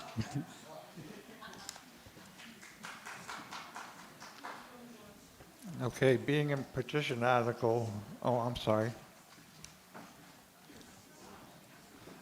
Jeremy Evans again. Just a couple other thoughts. First of all, snowmobile traffic you're seeing out here is local. There is no way people are going through the washouts that are south of here. So that traffic is not coming from south of here. There was a discussion about money. So a couple things. Money is very limited. This money that's allocated to these projects goes away. It doesn't necessarily come back, and it's not going to be available. Also, it takes a lot of time and effort to get that money that you're seeing. That wasn't the result of, it just appeared.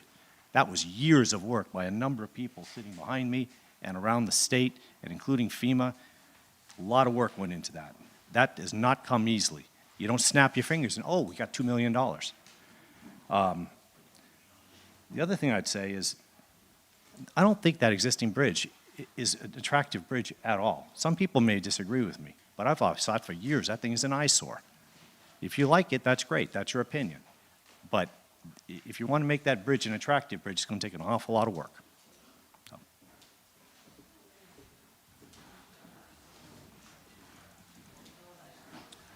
So I saw a movie on Turner Movie Classics about 10 years ago, and I didn't watch the whole movie, and I don't know what the name of it is, but the opening shot is that exact same bridge, but it's all painted white, and it's got a beautiful railing on it, and it has lights, and so you see in the opening shot of the movie that bridge, and the train goes underneath the bridge, and then the movie starts. That town, wherever that bridge is that's important to that town, and this bridge is important to our town. I'm just going to appeal to the town. We invested a lot in this building. People fought over this. This is a beautiful building. It represents this community. And I don't think we should just take that lightly. I think John makes a very good point. This is a historical area, and we should take pride in it. I'm not a snowmobiler. I guess it's a great sport. People come and they just fly by these things. We live here. We're invested in this. So I'm appealing to everyone to please consider that, and let's make this a historic bridge and hold on to what we have.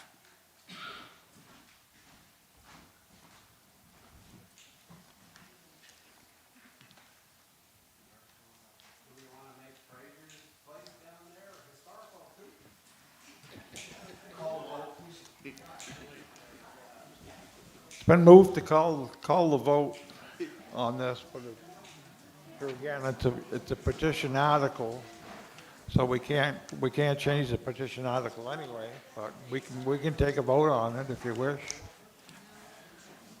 All those in favor of doing petition, Article 16, signify by saying aye. Opposed? Okay. So this would just say that not, yeah, so still go on the ballot, but do we add the note on the bottom about the vote? Okay, thank you. Now we're going back to Article 11.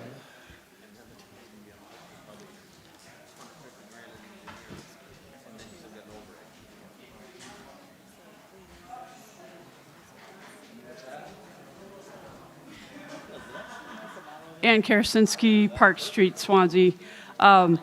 Just wanted to, we're not going to amend Article 11. It's going to stay as it's stated because that can't be changed. But below it, I'd like to add a little chart to explain easier to the voter that what the current exemption is and what the proposed exemption is.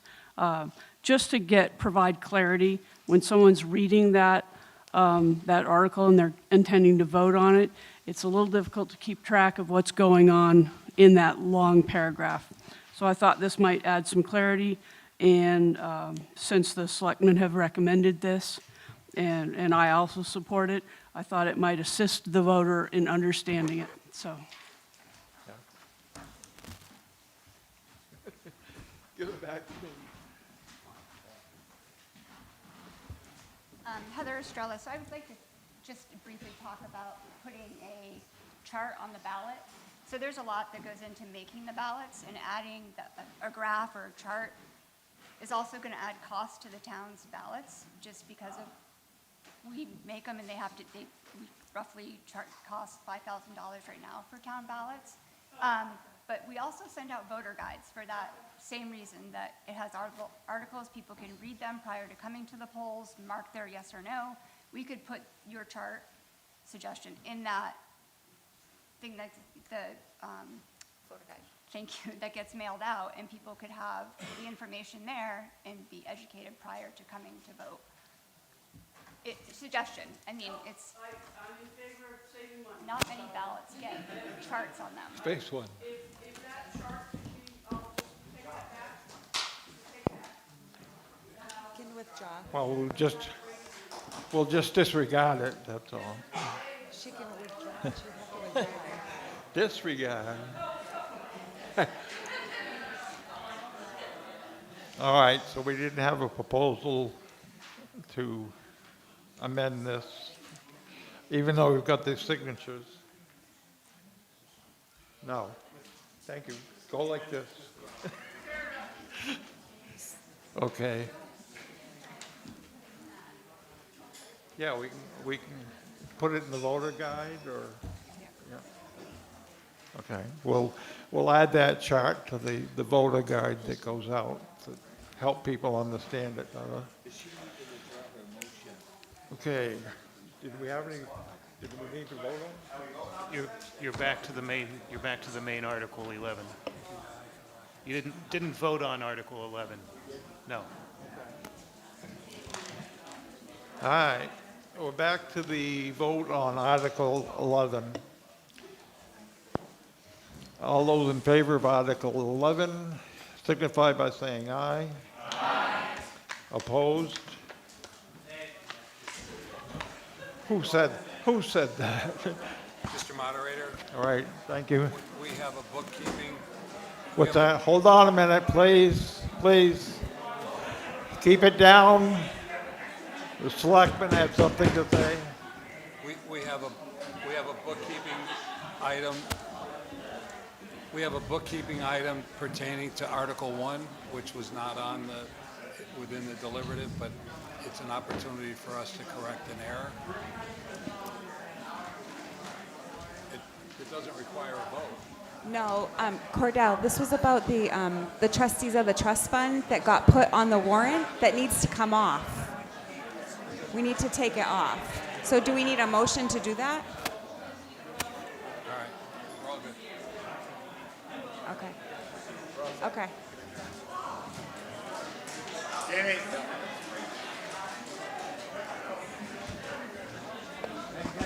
Did we have a motion to adjourn? Seconded?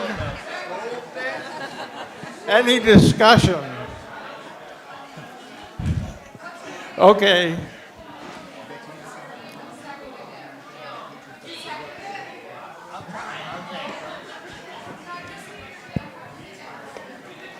All those in favor say aye.